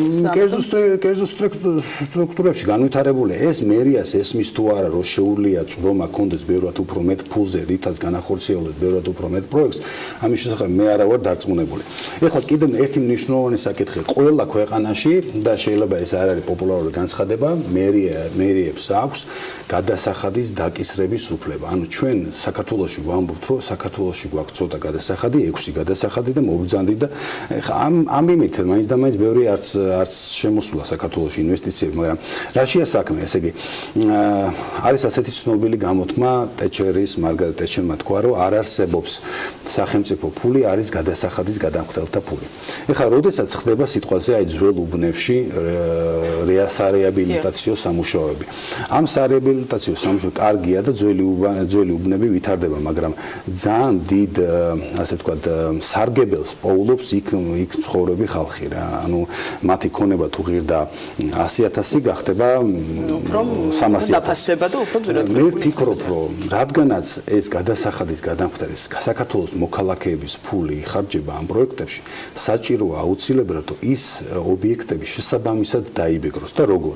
თუ მოხდება ამ რეაბილიტირებული ობიექტების ის რა ქვია რეაბილიტირებული ობიექტები თუ შემდგომში აი გააქირავებენ ფართს განაკვეთი გაქირავების ხო უფრო მეტი უნდა იყოს ანუ გადასახადი ამ ობიექტებიდან ან და თუ მოხდება გაყიდვა ამ ობიექტების ხო შესაბამისად ამონაგები ბევრად უფრო მეტი უნდა იყოს ეს უფრო სამართლიანია ისეთ ხალხის ფული იხარჯება სარგებლობს უფრო მეტად ის ხალხი ვისაც ეს შეეხო რეკონსტრუქცია და რეაბილიტაცია ანუ იქ არის სხვადასხვა ინსტრუმენტები, რომლითაც ჩვენ უნდა უფრო მრავალფეროვანი გავხადოთ მერის მუშაობა, როგორც თქვი, ობლიგაციები, იქ სხვადასხვა გადასახადების დაკისრება, იქ კერძო სექტორის ჩართულობა საჯარო პროექტებში და ასე შემდეგ. ამიტომ ბევრი რამის გაკეთება შეიძლება. კი ბატონო, როდესაც სამშენებლო საქმიანობის მარეგულირებელ კანონმდებლობაზე ვსაუბრობთ, ცხადია, საკითხი ძალიან ბევრია, რომლის მიმოხილვა შეიძლება, გაშლა შეიძლება, ასე ვთქვათ, ეთერში და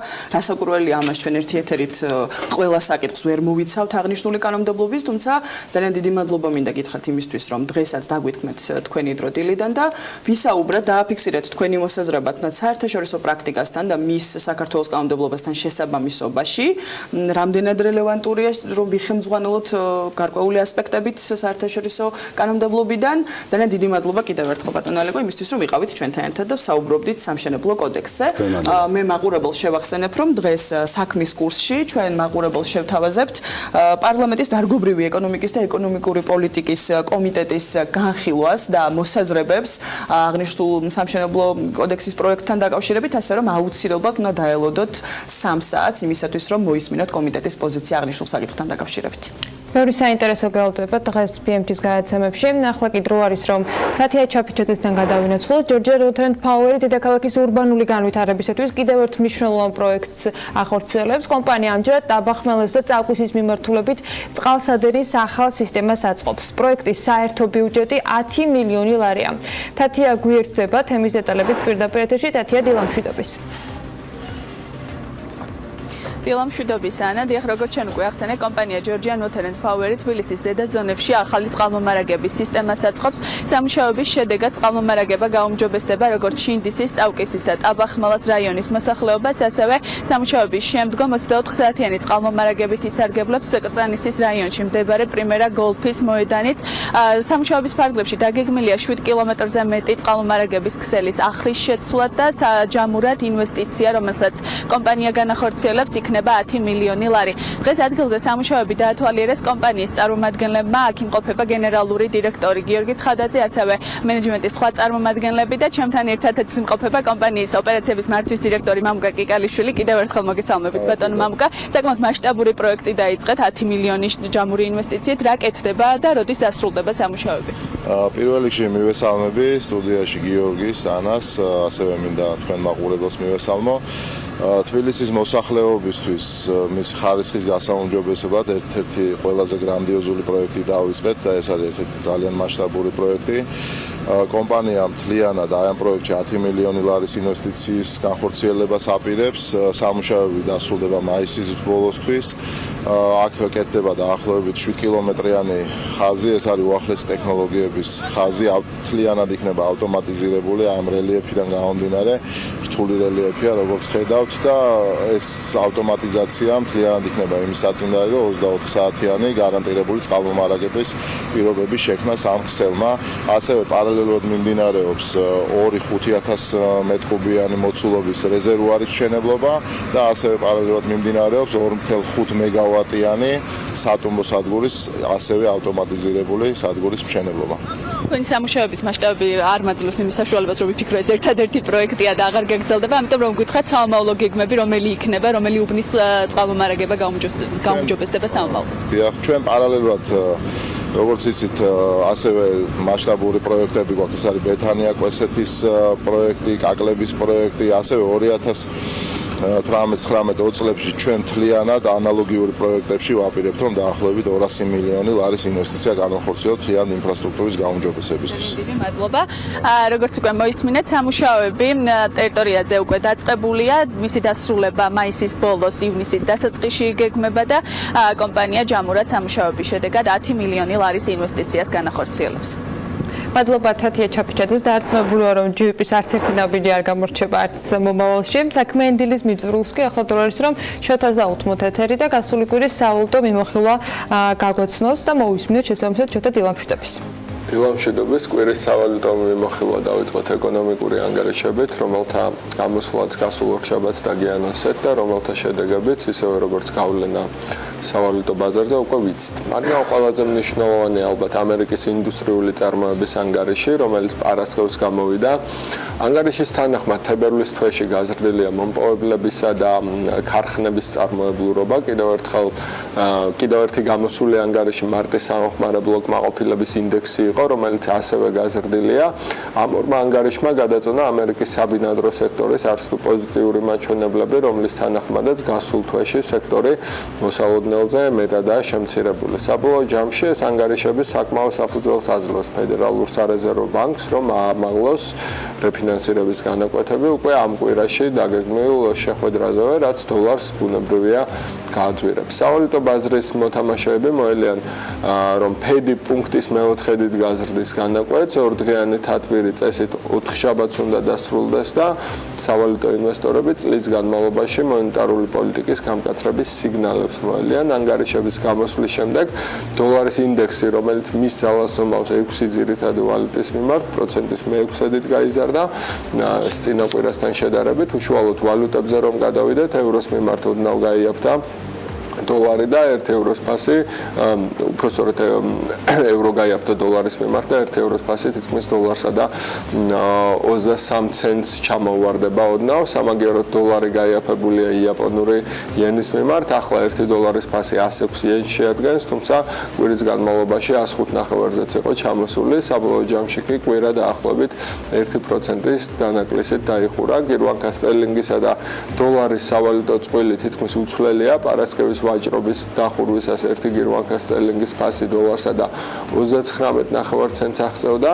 რაც შეეხება დამდეგ კვირას, არგენტინაში დიდი ოცეულის შეხვედრა დაგეგმილი, რომლის მთავარი ფოკუსი სავაჭრო ომების საფრთხე იქნება. შეგვიძლია ვთქვათ, რომ გირვანქა სტერლინგში დაბანდება ჯერჯერობით ცოტა სარისკოა, რადგან მაღალია პოლიტიკური რისკები ბრეგზიტის პროცედურასთან დაკავშირებით.